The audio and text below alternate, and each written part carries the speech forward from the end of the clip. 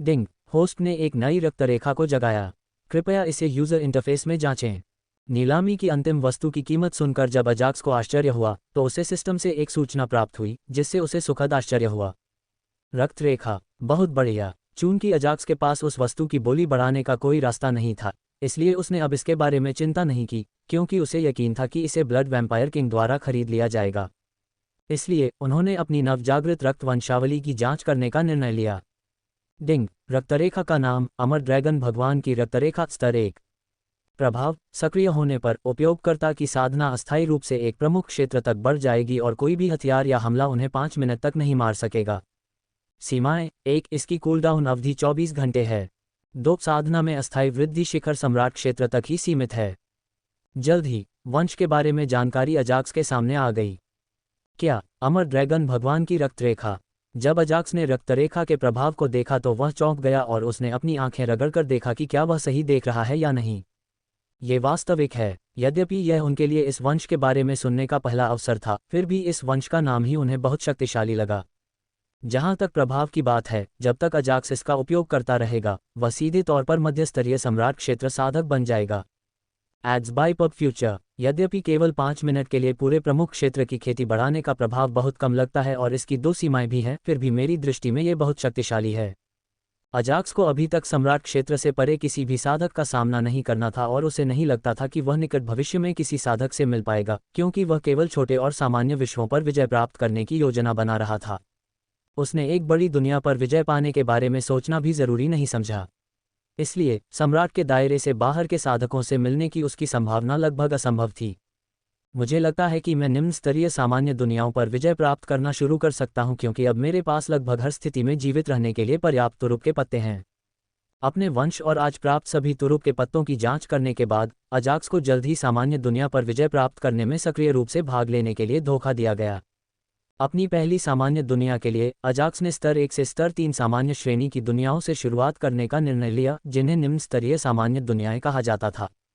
आज की नीलामी के अंतिम आइटम की कीमत 500 मिलियन ट्रेडर टोकन तक बढ़ गई है। क्या कोई इसकी कीमत और बढ़ाने को तैयार है? सुंदर योगिनी अंतिम वस्तु की इतनी ऊंची कीमत से पहले ही बहुत खुश थी। इसलिए एक उज्ज्वल मुस्कान के साथ उन्होंने पूछा कि क्या कोई बोली बढ़ाने के लिए तैयार है, जबकि वे जानती थीं कि किसी के लिए भी कीमत को और अधिक बढ़ाना लगभग असंभव है। 500 मिलियन व्यापारी टोकन एक बार, 500 मिलियन व्यापारी टोकन 2 बार, 500 मिलियन, 510 मिलियन व्यापारी टोकन। जैसे ही सुंदर योगिनी अंतिम निर्णय देने वाली थी, किसी ने वस्तु का मूल्य 10 मिलियन व्यापारी टोकन बढ़ा दिया, जिससे सभी को आश्चर्य हुआ। यह नया प्रतिभागी कौन है? मैंने पहले कभी इसकी आवाज़ क्यों नहीं सुनी?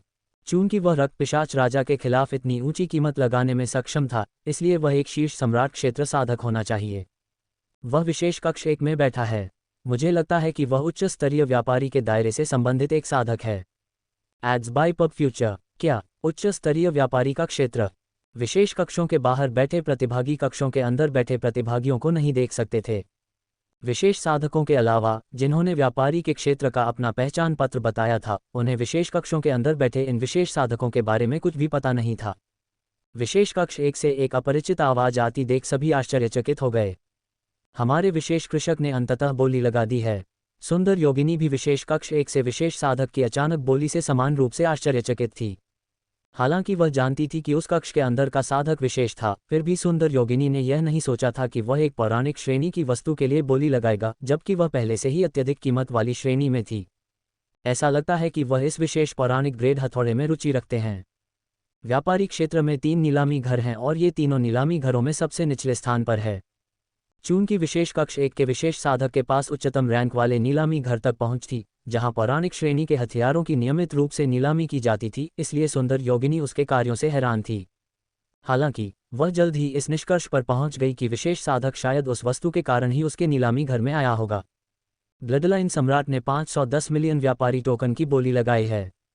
कीमत की घोषणा करते समय सुंदर योगिनी ने रक्त पिशाच राजा के विशेष कक्ष की ओर देखा, ये देखने के लिए कि क्या वह कीमत को और बढ़ाने के लिए तैयार है। उद्धरण। हालांकि रक्त पिशाच राजा की ओर से कोई प्रतिक्रिया नहीं आई, जिससे सुंदर योगिनी ने कीमत बढ़ाने की अपनी उम्मीदें छोड़ दीं। ब्लड वैम्पायर ने पहले ही कहा है कि अगर कोई 500 मिलियन से ज्यादा ट्रेडर टोकन की बोली लगाता है तो वह बोली नहीं लगाएगा। वह अपने शब्दों पर अड़ा रहा और बोली नहीं लगाई क्योंकि कीमत उसके फंड से बाहर थी। क्या रक्तवंश सम्राट? दूसरी ओर जब अजाक्स ने ब्लडलाइन एम्परर शब्द सुने तो वह चौंक गया और बुदबुदाया, क्या ये वास्तव में मास्टर है या कोई और है जो बेतरतीब ढंग से इस नाम का उपयोग कर रहा है? रक्तवंश सम्राट की उपाधि उसके स्वामी रक्तवंश सम्राट मोस्टर की थी। हालांकि व्यापारी के क्षेत्र में कोई भी व्यक्ति नाम ले सकता है, बशर्ते कि वह नाम किसी अन्य साधक द्वारा न लिया गया हो। उनकी आवाज़ अलग लग रही थी, हालांकि उनका उच्चारण वही था। एक साधक अपनी आवाज़ तब तक बदल सकता है जब तक वह नहीं चाहता कि अन्य लोग उसकी आवाज़ के माध्यम से उसकी पहचान जानें। यद्यपि यह अलग था, फिर भी अजाक्स को एक परिचित लहजा महसूस हुआ, जिससे उसे विश्वास हो गया कि यह उसका स्वामी ही था। एक मिनट रुको, मास्टर गिरे हुए प्रतिभाशाली आरोन का दोस्त है, इसलिए यह बहुत संभव है कि यह मास्टर ही था जो उस हथियार को लेना चाहता था जो कभी उसके दोस्त का था। जब उसने इसके बारे में सोचा और संबंध स्थापित किया तो अजाक्स को कुछ ऐसा मिला जिससे उसे विश्वास हो गया कि आईडी रक्तरेखा सम्राट वाला विशेष साधक निश्चित रूप से उसका स्वामी रक्तरेखा सम्राट मोस्टर था। हालांकि बैंगनी पत्थर की दुनिया में वापस लौटने के बाद चुप रहना और बात करना बेहतर है। हालांकि अजाक्स को लगभग यकीन था कि यह उसका स्वामी रक्तवंश सम्राट मोस्टोर था, फिर भी अजाक्स ने उससे बात करने की हिम्मत नहीं की। चूंकि उसे अपने मालिक से एक टोकन प्राप्त हुआ था जिसके आधार पर वह ब्लडलाइन प्रशिक्षण मैदान में प्रवेश कर सकता था, इसलिए जब भी उसका मालिक अपनी पहचान छिपाने की कोशिश कर रहा था तो उसे अपने मालिक से सामने मिलने की कोई आवश्यकता नहीं थी। ऐसा लगता है कि मास्टर काफ़ी अमीर है। शायद मुझे चोरी करनी चाहिए। नहीं, मुझे मास्टर से कुछ 100 मिलियन ट्रेडर टोकन उपहार में लेने चाहिए। उसने सोचा कि रक्त पिशाच राजा पहले से ही सबसे धनी साधक था जिसका उसने अब तक सामना किया था। हालांकि उसे उम्मीद नहीं थी कि उसका मालिक ब्लड वैम्पायर किंग से ज़्यादा अमीर होगा। इसलिए उसने ब्लडलाइन ट्रेनिंग ग्राउंड में अपने मालिक से मिलने के बाद उनसे कोई तोहफा मांगने के बारे में सोचा।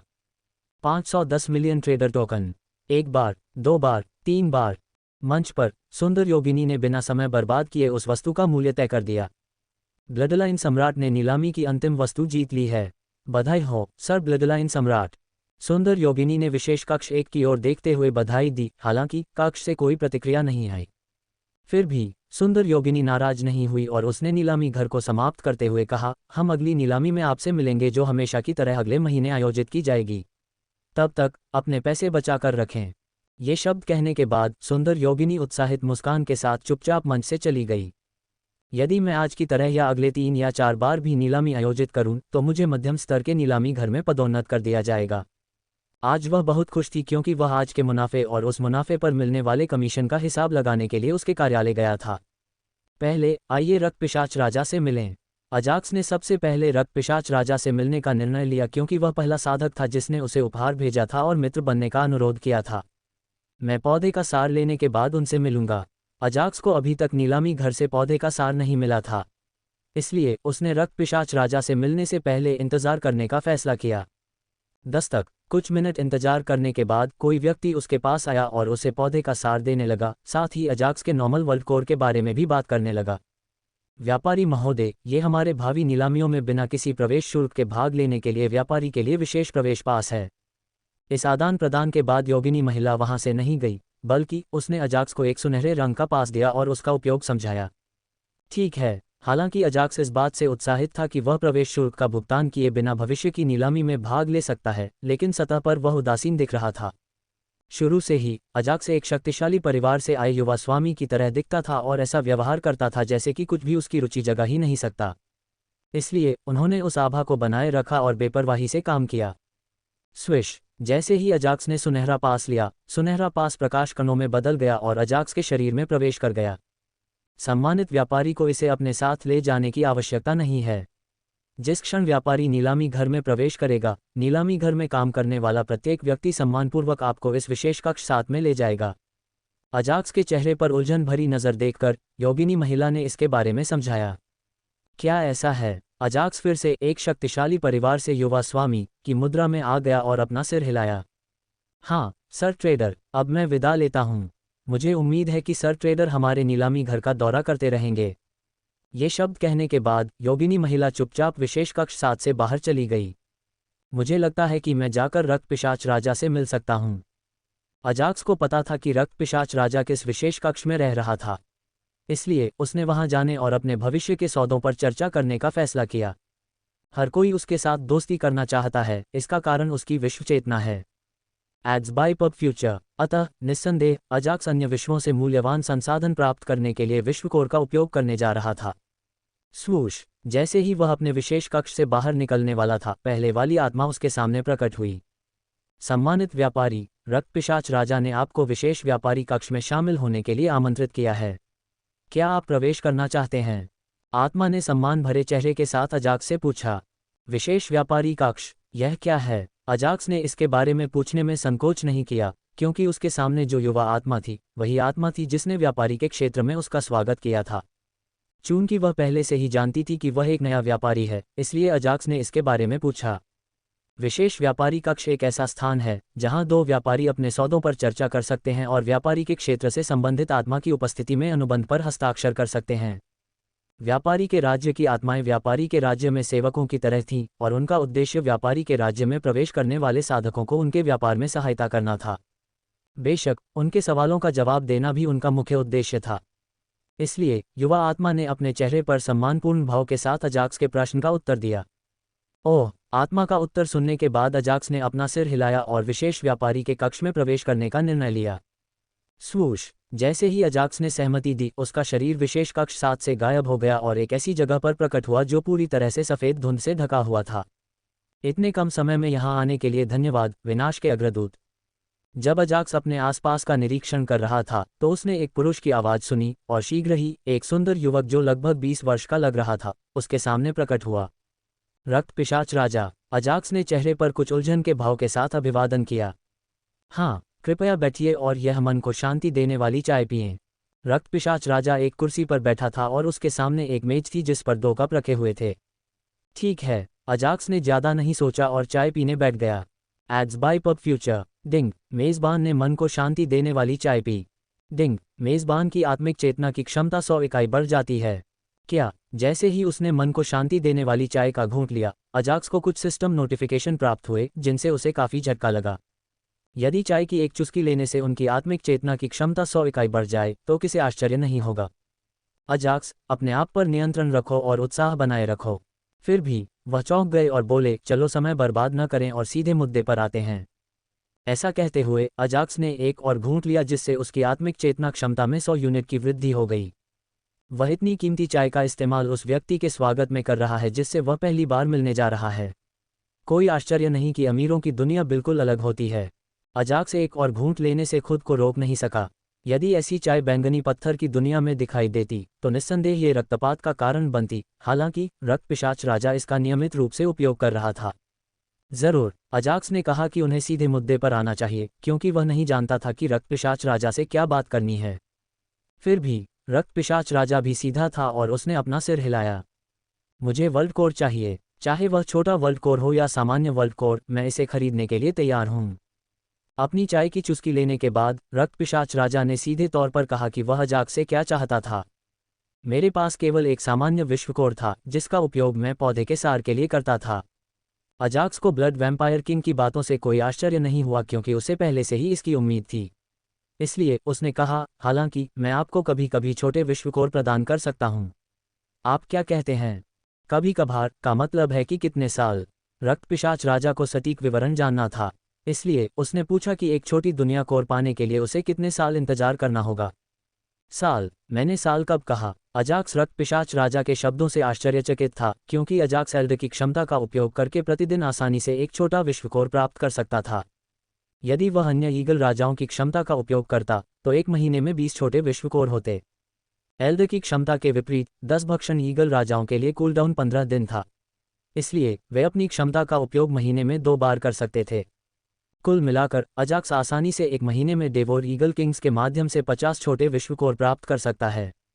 मेरे पास अभी भी 8 अन्वेषण दल हैं जिनकी गति कमोबेश ईगल राजाओं जितनी ही है, तो ये 16 अन्य छोटे विश्व कोर होंगे। अजाक्स को 1 महीने में इतने सारे छोटे विश्व कोर मिल सकते थे, इसलिए उसे समझ में नहीं आया कि ब्लड वैम्पायर किंग ने क्यों सोचा कि वह हर कुछ सालों में एक छोटा विश्व कोर उपलब्ध कराएगा।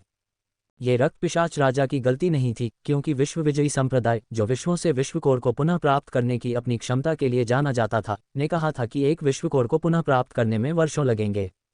अतः रक्त पिशाच राजा को यह गलतफहमी हो गई कि अजाक्स कुछ वर्षों में एक बार छोटा विश्व कोर प्रदान कर सकता है। मैं हर महीने एक बार एक छोटा विश्व कोर प्रदान करूंगा, हालांकि आप इसके बदले क्या लेंगे? चूंकि अजाक्स को एक महीने में 60 से अधिक छोटे विश्व कोर मिल रहे थे, इसलिए उसे व्यापारी के दायरे में अन्य खजानों के लिए उनमें से कुछ का व्यापार करने में कोई समस्या नहीं हुई। इसलिए उसने पूछा कि रक्त पिशाच राजा छोटे विश्व कोर के बदले में क्या प्रदान करने को तैयार था। क्या हर महीने एक छोटा विश्व कोर? रक्त पिशाच राजा अजाक्स के शब्दों से चौंक गया और उसे एक नई रोशनी में देखा।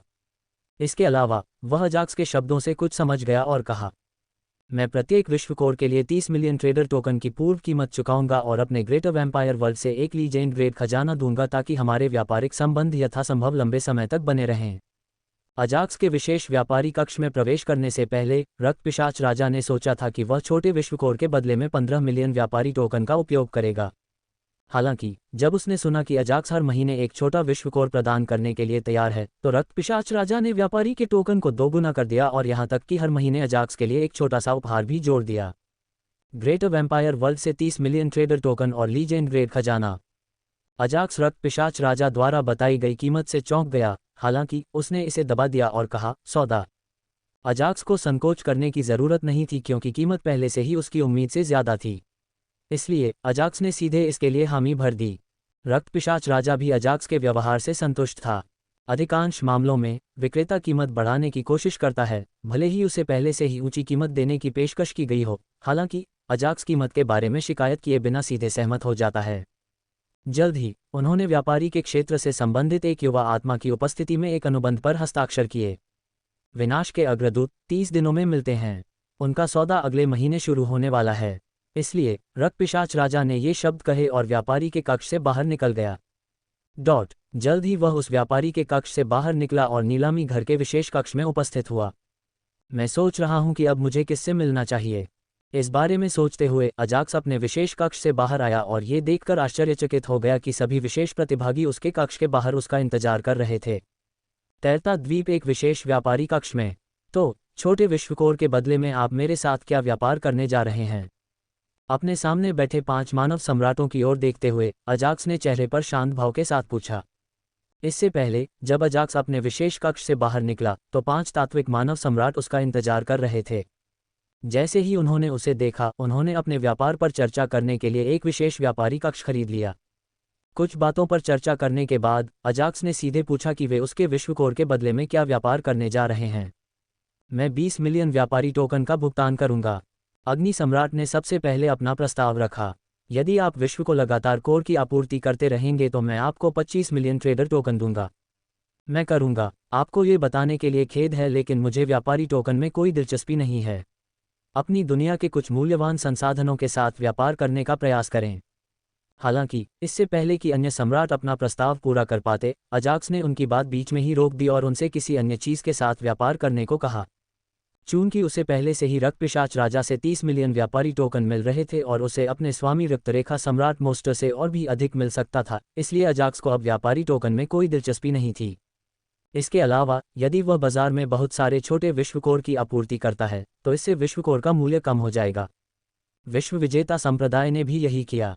भले ही उनके पास पर्याप्त विश्वकोर थे, लेकिन उन्होंने बाजार में केवल एक छोटा विश्वकोर जारी किया और उसका मूल्य बनाए रखा। अगर मैं ऐसे दुर्लभ खजाने को ट्रेडर टोकन के साथ एक्सचेंज करता हूं तो समय के साथ इसका मूल्य कम हो जाएगा। इसलिए दूसरों के लिए इन विश्वकोर को खरीदना थोड़ा मुश्किल बनाना बेहतर है। उन्हें इस बात की चिंता नहीं थी कि विश्व के दुर्लभ खजानों के बदले कोई भी व्यक्ति तैयार नहीं होगा। प्रत्येक दुनिया में कुछ खेती के संसाधन प्रचुर मात्रा में होते हैं, जबकि वही खेती के संसाधन दुर्लभ होते हैं और खेती करने वाले एक दूसरे को मार सकते हैं। इसलिए अजाक्स की योजना दुनिया के कोर के बदले में ऐसे खेती के संसाधन प्राप्त करने की थी। पब फ्यूचर द्वारा विज्ञापन। अगर कोई विनिमय नहीं करना चाहता है तो ऐसा ही हो। मैं दुनिया के कोर का उपयोग अपनी खेती बढ़ाने के लिए करना पसंद करूंगा, न कि उन्हें पैसे के लिए बेचूंगा। अजाक्स ने 5 मानव सम्राटों के उत्तर की प्रतीक्षा करते हुए चुपचाप अपने मन में सोचा। मैं एक बार तुम्हें अपनी दुनिया से एक छोटे से विश्वकोर के लिए तैरते द्वीप पर भेजने को तैयार हूं। मानव धातु मानव सम्राट ने पहले से ही अनुमान लगा लिया था कि अजाक्स व्यापारी टोकन के साथ छोटे विश्वकोर का व्यापार नहीं करेगा। उसने हल्की मुस्कान के साथ अपना प्रस्ताव उद्धृत किया। क्या आप एक छोटे विश्वकोर के लिए फ्लोटिंग द्वीप में प्रवेश करने के लिए एक स्लॉट का उपयोग कर रहे हैं? 4 अन्य मानव सम्राट धातु मानव सम्राट के व्यापार से आश्चर्यचकित थे। क्यों नहीं, जब मुझे एक छोटे विश्वकोर जैसी गारंटीकृत मूल्यवान वस्तु मिल रही है तो मुझे फ्लोटिंग आइलैंड में प्रवेश करने का एक मौका बलिदान करने में कोई आपत्ति नहीं है। धातु मानव सम्राट ने चारों मानव सम्राटों को उत्तर देते हुए हल्की सी हंसी उड़ाई। क्या आप इसके बारे में अधिक बताना चाहेंगे? अजाक्स को इस बात का पता नहीं था कि वे किस बारे में बात कर रहे थे, हालांकि वह बता सकता था कि धातु मानव सम्राट जो कुछ भी पेश कर रहा था वह मूल्यवान होगा। फिर भी आदान प्रदान पूरा करने से पहले इसके बारे में अधिक जानना बेहतर था। इसलिए उसने धातु मानव सम्राट से पूछा कि वह इस बारे में अधिक जानकारी दे कि वह एक छोटे विश्वकोर के बदले में क्या व्यापार करेगा। बेशक, मैं इसके बारे में समझाऊंगा। धातु मानव सम्राट ये बताएगा कि यह कितना मूल्यवान है कि यदि भविष्य में वह चाहे तो अजाक्स उसे अधिक छोटे विश्वकोर प्रदान करे। भले ही हम 5 अलग अलग महान मानवीय दुनियाओं से संबंधित हैं, लेकिन वास्तव में हम एक रहस्यमय द्वीप से जुड़े हुए हैं जिसे फ्लोटिंग आइलैंड के नाम से जाना जाता है। हर महीने 5 तत्व मानव सम्राट 30 वर्ष से कम आयु के और सम्राट क्षेत्र साधना से नीचे के एक चयनित साधक को तैरते द्वीप में प्रवेश करने और उसके अंदर के खजाने को इकट्ठा करने के लिए भेज सकते हैं। बेशक, खजाने में खतरे होंगे। खजाना जितना अधिक मूल्यवान होगा उसे इकट्ठा करना उतना ही जोखिम भरा होगा। जल्द ही धातु मानव सम्राट ने तैरते द्वीप के बारे में समझाना शुरू कर दिया। दिलचस्प। पब फ्यूचर द्वारा विज्ञापन। अजाक्स तुरंत ही इस तथाकथित तैरते द्वीप के प्रति आकर्षित हो गया। हालांकि उन्होंने सीधे तौर पर इस सौदे पर सहमति नहीं जताई, इसके बजाय उन्होंने पूछा प्रतिभागी को तैरते द्वीप के अंदर किस प्रकार के खजाने मिलेंगे और उन खजानों का ग्रेड क्या है। इसके अलावा सबसे महत्वपूर्ण बात यह है कि द्वीप से उच्च स्तरीय खजाने मिलने की संभावना क्या है। एक ही बार में अजाक्स ने कई प्रश्न पूछे जिससे धातु मानव सम्राट के चेहरे की मुस्कान गायब हो गई। यद्यपि धातु मानव सम्राट को देखकर ऐसा लग रहा था कि वह बहुत छोटा है, फिर भी अजाक्स को पता चल गया कि तैरते हुए द्वीप में कुछ गड़बड़ है, अन्यथा वह इतने अच्छे अवसर को एक छोटे विश्व केंद्र के साथ क्यों बदलेगा। इसके अलावा उन्होंने कहा कि वे हर महीने इसमें भाग ले सकते हैं। अगर उनके द्वारा भेजे गए प्रतिभागी हर महीने ऐसे खजाने प्राप्त कर सकें तो ये रक्त पिशाच राजा से भी अधिक समृद्ध होगा। अजाक्स भले ही युवा था, फिर भी वह जानता था कि बड़े किसानों के साथ बोली व्यापार करते समय उसे कैसे सावधान रहना है जो उसे ठग सकते थे। प्रतिभागी को प्राप्त होने वाली वस्तुओं का न्यूनतम ग्रेड निम्न स्तरीय किंवदंती ग्रेड है। खजाने के प्रकार के लिए वे सभी प्रकार के हैं जैसे खेती की तकनीक, कौशल, हथियार और हथियार तकनीक, गोलियां, गोली के व्यंजन और गोली शोधन तकनीक। ऐसे अनगिनत द्वीप हैं, यहाँ तक कि कुछ प्रतिभागियों को तैरते हुए द्वीप के अंदर मध्यम स्तर के पौराणिक खजाने भी मिले। फिर भी धातु मानव सम्राट ने उन सभी के उत्तर दिए। तो क्या आपके लिए यह बेहतर नहीं होगा कि आप ऐसे बहुमूल्य अवसर देने के बजाय उन मध्यम स्तर के पौराणिक खजाने की पेशकश करें? अजाक्स ने सोचा कि धातु मानव सम्राट एक धर्मी साधक था, हालांकि वह थोड़ा निराश हुआ क्योंकि अजाक्स को लगा कि वह अभी भी कुछ महत्वपूर्ण बात छिपा रहा है। उच्च स्तरीय किंवदंती स्तर का खजाना खोजने की संभावना पहले से ही कठिन है, पौराणिक स्तर का खजाना खोजने की तो बात ही छोड़िए। बगल से अग्नि मानव सम्राट ने वह बात कही जो धातु मानव सम्राट अजाक्स को नहीं बता रहा था। इसके अलावा यदि आप भाग्यशाली भी हों और आपको उच्च स्तरीय किंवदंती स्तर के खजाने मिल जाएं, तो भी उस खजाने की सुरक्षा में जो खतरे हैं उनका सामना कोई राजा नहीं कर सकता। जल मानव सम्राट ने धातु मानव सम्राट के प्रस्ताव में एक और कमी बताई। जैसा कि मैंने अनुमान लगाया था, व्यापार में कुछ गड़बड़ है। अजाक्स ने अपना सिर हिलाया और धातु मानव सम्राट की ओर देखा, मानो वह उससे स्पष्टीकरण की प्रतीक्षा कर रहा हो। हालांकि खजाने को पुनः प्राप्त करने के अलावा तैरते द्वीप में प्रवेश करने में कुछ अच्छी बातें भी हैं। विटिलिगो के कारण कॉन्फिडेंस कम हो गया, इस विधि से दाग मिटाए जाते हैं। नीता अंबानी के इस सरकारी शौक के बारे में जानकर आपको हैरानी होगी। इससे पहले कि धातु मानव सम्राट कुछ कह पाता, पृथ्वी मानव सम्राट बोल पड़ा, जिससे अजाक्स की भौहें तन गईं। यह क्या है? यद्यपि अजाक्स को उन चीज़ों के बारे में पता चल गया था जिन्हें धातु मानव सम्राट छिपा रहा था, फिर भी अजाक्स तैरते हुए द्वीप में प्रवेश करने में रुचि रखता था क्योंकि वह एक सामान्य राजा क्षेत्र साधक नहीं था। अगर सबसे बुरा हुआ तो मैं अपनी साधना को उच्च स्तरीय राजा क्षेत्र में अपग्रेड करूंगा और धन्य शोधन तकनीक का उपयोग करूंगा। उस समय एक मध्यम स्तरीय सम्राट क्षेत्र साधक को मारना और उच्च स्तरीय सम्राट क्षेत्र साधकों से लड़ना मेरे लिए कोई समस्या नहीं होगी।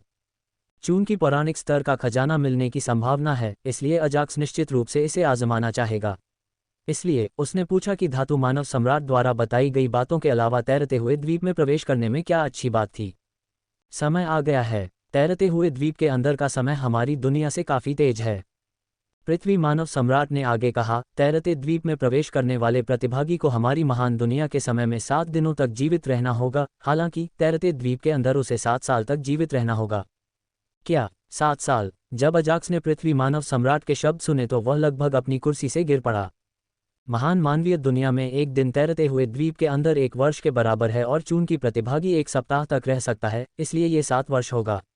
प्रतिभागी तैरते हुए द्वीप में अपने प्रवास के दौरान अपनी साधना को कई स्तरों तक बढ़ा सकते हैं। इसके अलावा प्रकृति का सार और तैरते हुए द्वीप के अंदर के नियम कई निम्न स्तरीय महान मानवीय दुनियाओं की तुलना में बहुत शुद्ध और स्पष्ट थे। इसलिए भले ही आपको कोई खजाना न मिले, आप अपनी साधना या साधना के नियमों और आत्माओं को बढ़ा सकते हैं, या आप नए साधना नियमों या आत्माओं को भी समझ सकते हैं। धातु मानव सम्राट जो अब तक चुप था, उसके चेहरे पर आत्मविश्वास भरा भाव था। इसके अलावा मैं केवल एक बार फ्लोटिंग आइलैंड में प्रवेश करने का अवसर देने के लिए तैयार हूँ। उसके बाद यदि आप इसमें प्रवेश करना चाहते हैं तो आपको कई विश्वकोर की पेशकश करनी होगी। उन्होंने यहाँ तक बताया कि वह तो बस अजाक्स को तैरते द्वीप से होने वाले लाभों का स्वाद चखा रहे थे।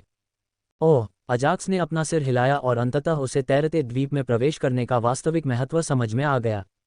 ये खजाने को प्राप्त करने के बारे में नहीं था, इसके बजाय यह मेरे साधना नियमों और आत्माओं के स्तर को बढ़ाने का समय है।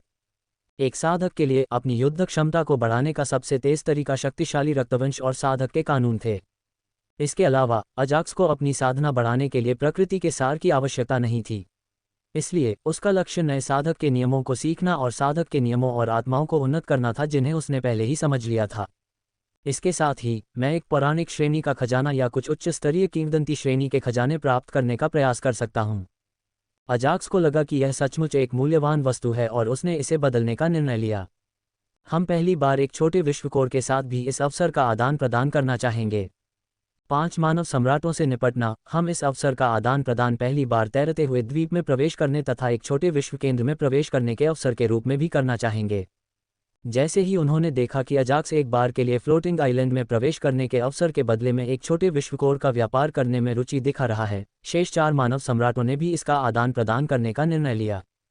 क्या वे मूर्ख हैं? जब उसने चारों मानव सम्राटों की बातें सुनी तो अजाक्स को लगा कि वे मूर्ख हैं, क्योंकि तैरते हुए द्वीप में प्रवेश करने के अवसर का मूल्य छोटे विश्व केंद्र की तुलना में कहीं अधिक बड़ा था। इसके अलावा धातु मानव सम्राट ने स्वयं कहा कि यदि अजाक्स अपनी महान धातु दुनिया के माध्यम से दूसरी बार तैरते द्वीप में प्रवेश करना चाहता है तो वह कई विश्वकोर चार्ज करेगा। यदि वह अधिक शुल्क लेगा तो मैं अन्य मानव सम्राटों के पास जाऊंगा जो सबसे कम कीमत या कम संख्या में छोटे विश्वकोर की पेशकश करने को तैयार हों। इसलिए चारों मानव सम्राटों को चिंतित होने की कोई आवश्यकता नहीं थी। इसके बजाय उन्हें खुश होना चाहिए, क्योंकि फ्लोटिंग आइलैंड पर खजाने का स्वाद लेने के बाद अजाक्स को और अधिक विश्वकोर की पेशकश करने में कोई आपत्ति नहीं होगी। क्या वे अब भी मुझसे कुछ छिपा रहे हैं? अचानक अजाक्स को महसूस हुआ कि तैरते हुए द्वीप में प्रवेश करने के अवसर के बारे में अभी भी कुछ गड़बड़ है। विनाश के अग्रदूत को इसकी चिंता करने की आवश्यकता नहीं है। ये देखकर कि अजाक्स अपने व्यापार में झिझक रहा था, पृथ्वी मानव सम्राट ने समझाया, भले ही प्रतिभागी 7 साल तक तैरते हुए द्वीप में रहेंगे, लेकिन वे एक जगह बैठकर खेती नहीं कर सकते क्योंकि वहाँ कई आत्मा जानवर घूमते रहते हैं। इसलिए खेती करना भी थोड़ा मुश्किल है। ओह, अजाक्स ऐसे खतरों के बारे में चिंतित नहीं था, क्योंकि वह पृथ्वी के मानव सम्राट की बात सुन रहा था, जो तैरते हुए द्वीप के बारे में कुछ और बता रहा था। इसके अलावा जब कोई प्रतिभागी पहली बार तैरते हुए द्वीप में प्रवेश करता है तो समय की गति में अचानक परिवर्तन के कारण वह तैरते हुए द्वीप में अधिक गहराई तक नहीं जा सकता। हालांकि दूसरी बार से प्रतिभागी को कुछ भी महसूस नहीं होगा और समय के अंतर से वह प्रभावित नहीं होगा। बस इतना ही। क्या तुम अब भी मुझसे कुछ छिपा रहे हो? अपना सिर हिलाते हुए अजाक्स ने शेष 4 मानव सम्राटों से पूछा। 5 तत्व मानव सम्राटों में से केवल पृथ्वी मानव सम्राट ही असली लग रहा था। इसलिए अजाक्स ने बाकी 4 मानव सम्राटों से पूछा कि क्या वे उससे कुछ छिपा रहे हैं। उद्धरण एड्स बाय पब फ्यूचर। चारों मानव सम्राटों ने एक क्षण के लिए पृथ्वी के मानव सम्राट की ओर देखा और फिर कहा, इस तैरते हुए द्वीप पर पहली यात्रा में एक गंभीर खतरे का सामना करने की बहुत अधिक संभावना है, जिससे प्रतिभागी की जान जा सकती है। हालांकि जो अपनी पहली यात्रा में बच जाते हैं वे अपनी अगली यात्रा में भी आसानी से बच सकते हैं। यदि आप 5 बड़ी दुनियाओं से होकर तैरते हुए द्वीप में प्रवेश करते हैं तो भी इसे आपकी पहली बार की यात्रा के रूप में गिना जाएगा, क्योंकि आप उस दुनिया का प्रतिनिधित्व कर रहे होंगे जहां से आप प्रवेश कर रहे हैं। इसलिए यदि आप अपनी पहली यात्रा में जीवित बच जाते हैं तो आपके बचने की संभावना अधिक होगी और आप अपनी पहली यात्रा के दौरान एक सुरक्षित स्थान ढूंढ सकते हैं और अपनी दूसरी यात्रा में उस सुरक्षित स्थान पर खेती कर सकते हैं। एक के बाद एक सम्राटों ने बिना कुछ छिपाए सब कुछ स्पष्ट कर दिया। ओह, अंततः अजाक्स को समझ में आ गया और उसने अपना सिर हिलाया। हालांकि अब अजाक्स को तैरते द्वीप के बारे में सब कुछ पता चल गया है, फिर भी तैरते द्वीप में प्रवेश करने की उसकी उत्सुकता और भी बढ़ जाती है। हालांकि उसने इसे अपने चेहरे पर नहीं दिखाया क्योंकि वह नहीं चाहता था कि 5 मानव सम्राटों को पता चले कि वह उनकी वस्तु में रुचि रखता है। इसलिए यदि मैं बदकिस्मत हूं तो मैं पहली यात्रा में ही तैरते द्वीप पर मर भी सकता हूं, और इसीलिए आप चाहते हैं कि मैं पहले आपका प्रस्ताव चुनूं, ताकि यदि मैं मर भी जाऊं तो भी आपके पास पहले से ही छोटा विश्वकोर होगा। अजाक्स ने उनसे पूछते हुए चेहरे पर गंभीर भाव बनाए। नहीं नहीं, आपने हमें गलत समझा है युवा मास्टर। हम बस अपनी दुनिया के ग्रेड को बढ़ाने के लिए छोटे विश्वकोर पर अपना हाथ रखना चाहते हैं। इसके अलावा यदि प्रतिभागी एक समनकर्ता या पशुपालक है तो वह तैरते हुए द्वीप में अपनी मौलिक आत्माओं और अनुबंधित आत्मा जानवरों को बुला सकता है। इसलिए ये युवा मास्टर के लिए एक साहसिक कार्य होगा, जिससे वह न केवल अपनी युद्ध क्षमता बढ़ा सकेगा बल्कि तैरते हुए द्वीप से कुछ मूल्यवान खजाने भी प्राप्त कर सकेगा। पृथ्वी मानव सम्राट को छोड़कर शेष 4 सम्राटों ने जल्दी से गलतफहमी को दूर करने की कोशिश की। क्या हम मौलिक आत्माओं को बुला सकते हैं? अजाक्स एक क्षण के लिए आश्चर्यचकित हुआ और बोला, भले ही तैरते हुए द्वीप में प्रवेश करना छोटे विश्वकोर के लिए एक अच्छा विनिमय प्रतीत हो रहा था, लेकिन पहली बार प्रवेश करने के कारण मुझे लगता है कि आपकी वस्तु कम मूल्यवान है। यद्यपि अजाक्स ने पहले ही तैरते हुए द्वीप में प्रवेश करने का निर्णय ले लिया था, फिर भी वह 4 तात्विक मानव सम्राटों से उसे ठगने के प्रयास के लिए कुछ मुआवजा प्राप्त करना चाहता था। कम मूल्यवान से आपका क्या मतलब है? Ads by pub future. सभी 5 मानव सम्राटों ने भौहें से कुढ़ी, तथापि धातु मानव सम्राट ही पहला था जिसने इसके बारे में पूछा। यदि आपको लगता है कि पहली बार तैरते हुए द्वीप में प्रवेश करना मूल्यवान है तो इसे बदलने की जहमत न उठाएं। न केवल मुझे तैरते हुए द्वीप में खुद को समायोजित करने के लिए कुछ वर्षों की आवश्यकता होगी, बल्कि मैं इस पर मर भी सकता हूं। अजाक्स ने उदासीनता से काम लिया और उसने यहां तक सुझाव दिया कि यदि उन्हें लगता है कि वे छोटे विश्वकोर की तुलना में अधिक मूल्यवान वस्तु का व्यापार कर रहे हैं तो उन्हें किसी अन्य वस्तु के साथ विनिमय कर लेना चाहिए। उद्धरण चिन्ह उद्धरण चिन्ह। 5 मानव सम्राट अवाक रह गए और चुपचाप संवाद करते रहे। चलो एक कदम नीचे चलते हैं और उसे उसके छोटे विश्वकोर के बदले में एक अतिरिक्त वस्तु देते हैं। हाँ, एक बार जब उसे तैरते हुए द्वीप का स्वाद मिल जाएगा तो हम उससे छोटे विश्वकोर निकालना शुरू कर सकते हैं। मुझे लगता है कि वह किसी शक्तिशाली परिवार से है और उसके पास तैरते हुए द्वीप पर जीवित रहने के लिए बहुत सारे तुरुप के पत्ते हो सकते हैं। चलो ऐसा करते हैं। पृथ्वी के मानव सम्राट को छोड़कर शेष 4 मानव सम्राटों ने अपने झगड़े को एक तरफ रख दिया और भविष्य में अजाक से और अधिक छोटे विश्वकोर को जबरन वसूलने के लिए एक सिंडिकेट का गठन किया। हम ऐसा क्यों नहीं करते? चूंकि युवा मास्टर को लग रहा है कि हम छोटे विश्वकोर के बदले में कम मूल्यवान वस्तु की पेशकश कर रहे हैं, इसलिए हम व्यापारी टोकन में छोटे विश्वकोर का बाजार मूल्य चुकाने को तैयार हैं। फिलहाल हमारे पास व्यापारी टोकन के अलावा कोई मूल्यवान खजाना नहीं है। यदि युवा मास्टर को अब भी लगता है कि हम छोटे विश्वकोर के लिए पर्याप्त पेशकश नहीं कर रहे हैं तो हमें यहाँ से अलग होना होगा। 4 मानव सम्राटों ने एक के बाद एक बोलते हुए बताया कि वे 15 मिलियन व्यापारी टोकन के साथ साथ एक छोटे विश्व केंद्र के लिए तैरते हुए द्वीप में प्रवेश करने का अवसर देने को तैयार हैं। हम ठीक है, तो फिर अनुबंध पर हस्ताक्षर कर दें। अजाक्स ने अनुबंध पर हस्ताक्षर करने का सुझाव देने से पहले थोड़ा हिचकिचाहट का व्यवहार किया। यद्यपि अजाक्स को ये पता चल गया था कि जब उन्होंने कहा कि वे अब जो पेशकश करने का निर्णय लिया है उससे अधिक की पेशकश नहीं करेंगे तो वे गंभीर नहीं थे, फिर भी अजाक्स उन पर और अधिक दबाव नहीं डालना चाहता था। वह पहले से ही तैरते द्वीप में प्रवेश करने से संतुष्ट था और उसे प्रत्येक विश्वकोर के लिए अतिरिक्त 15 मिलियन व्यापारी टोकन मिलेंगे जिन्हें वह मानव सम्राटों को बेचने जा रहा था। जिस क्षण अजाक्स को पता चला कि वह अपनी मौलिक आत्माओं और अनुबंधित आत्मिक जानवरों को बुला सकता है, उसने पहले से ही पूरे तैरते द्वीप को अपने आह्वान के साथ भरने और उन्हें खेती करने देने की योजना बना ली थी। यदि उनके संबंध 7 वर्षों तक तैरते हुए ग्रह के अंदर साधना कर सकें तो वे अपनी साधना में कम से कम एक छोटे क्षेत्र तक ऊपर उठ जाएंगे। गंजेपन को कहें अलविदा, दोबारा बाल उगाने का एक नेचुरल तरीका। इंदौर हाउसवाइफ ने पति का स्टेमिना बढ़ाने के लिए खोजा घरेलू उपाय। अजाक्स उस दिन का इंतजार कर रहा था जब वह अपने तात्विक आत्माओं की सेना और अनुबंधित आत्मिक जानवरों के साथ तैरते हुए द्वीप में प्रवेश कर सकेगा और उसके अंदर खेती कर सकेगा। चलो ये करते हैं। 4 मानव सम्राट उत्साहित थे और जल्दी से अनुबंध पर हस्ताक्षर करना चाहते थे। एक बार जब व्यापारी क्षेत्र के विशेष कक्ष में अनुबंध पर हस्ताक्षर हो जाते हैं तो चाहे जो भी हो इसे पूरा किया जाएगा।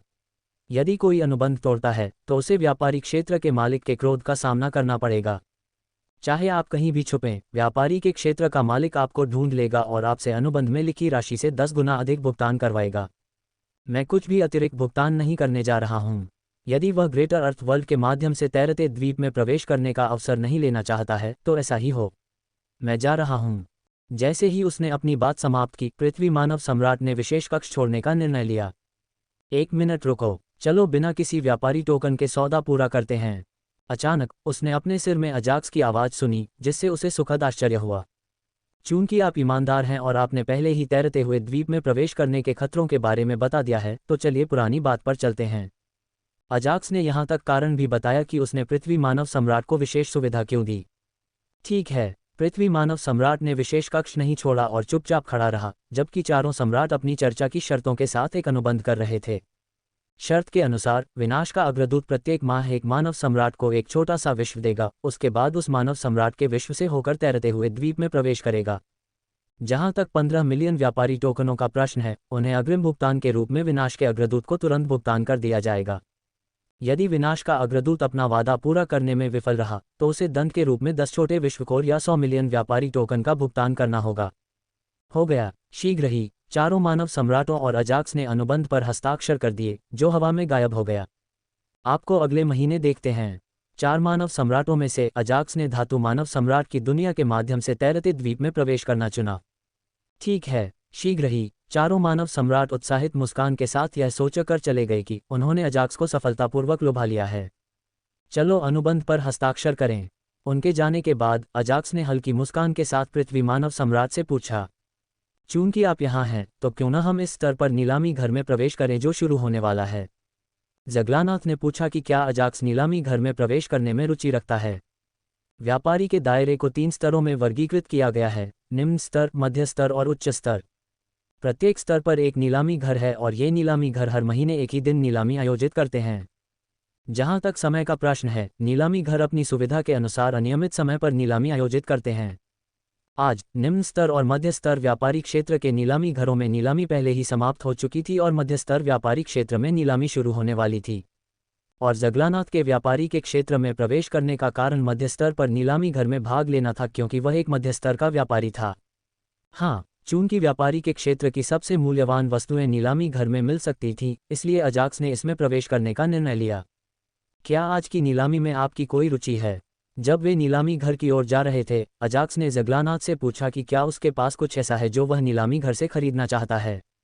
आधिकारिक तौर पर नीलामी घर नीलामी से पहले अपनी वस्तुओं की जानकारी का खुलासा नहीं करते हैं, हालांकि कुछ वस्तुओं की जानकारी लीक हो जाती है। सबसे अधिक संभावना यह है कि नीलामी घर ही जानकारी लीक करते हैं और वे जानबूझकर उन वस्तुओं के बारे में जानकारी बढ़ा चढ़ाकर बताते हैं। चूंकि वे आधिकारिक तौर पर जानकारी का खुलासा नहीं कर रहे थे, इसलिए अगर वे उन वस्तुओं में कुछ झूठ भी जोड़ देते तो कोई उन्हें दोष नहीं देता। यह एक ऐसा व्यवसाय था जिसे नीलामी घरों ने अपने नीलामी घरों में प्रतिभागियों की संख्या बढ़ाने के लिए अपनाया था। मुझे कुछ भी नहीं चाहिए, हालांकि मुझे उच्च स्तरीय व्यापारी के क्षेत्र में प्रवेश करने के लिए अपनी रैंक बढ़ाने हेतु कुछ वस्तुएं खरीदनी होंगी। ज़ग्लानाथ ने बिना कुछ सोचे समझे उत्तर दिया और वे चलते रहे।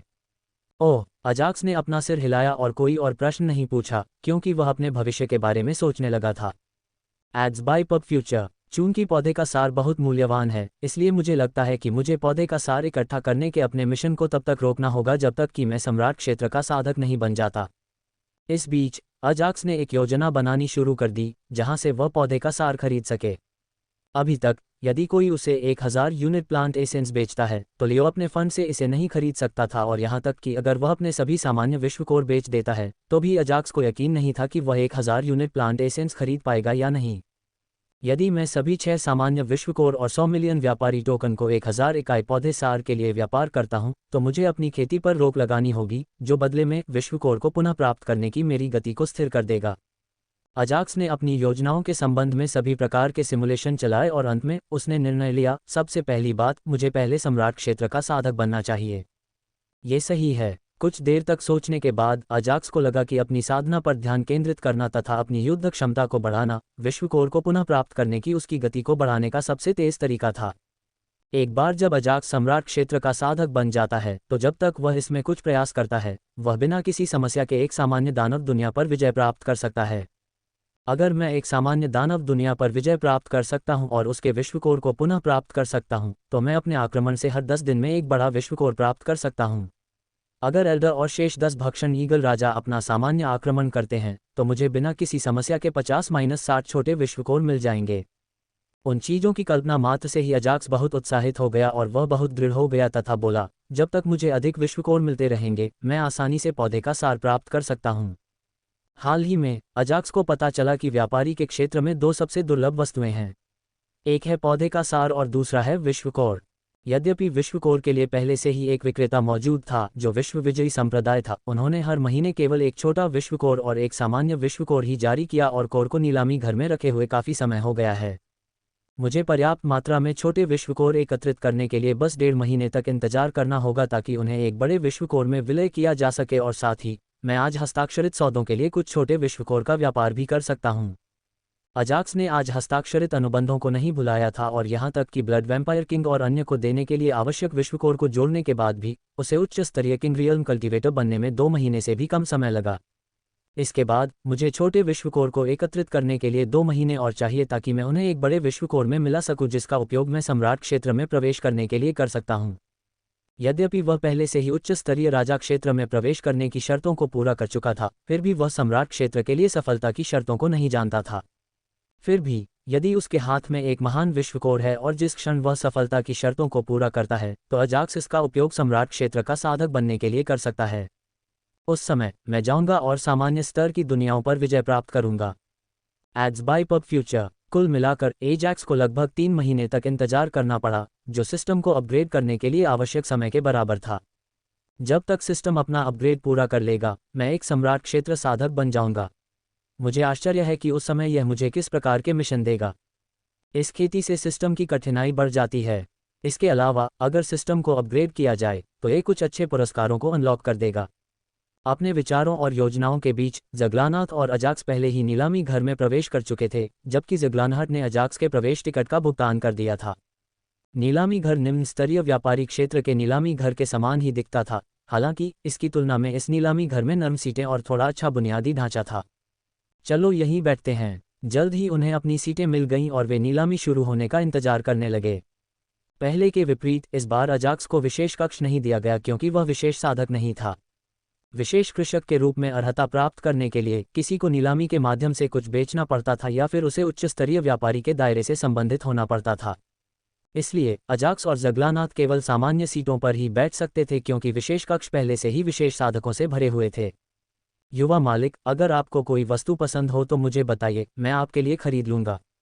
जब वे नीलामी शुरू होने का इंतजार कर रहे थे तो ज़ग्लानाथ ने अजाक्स को बताया कि वह उसके लिए एक वस्तु खरीदेगा।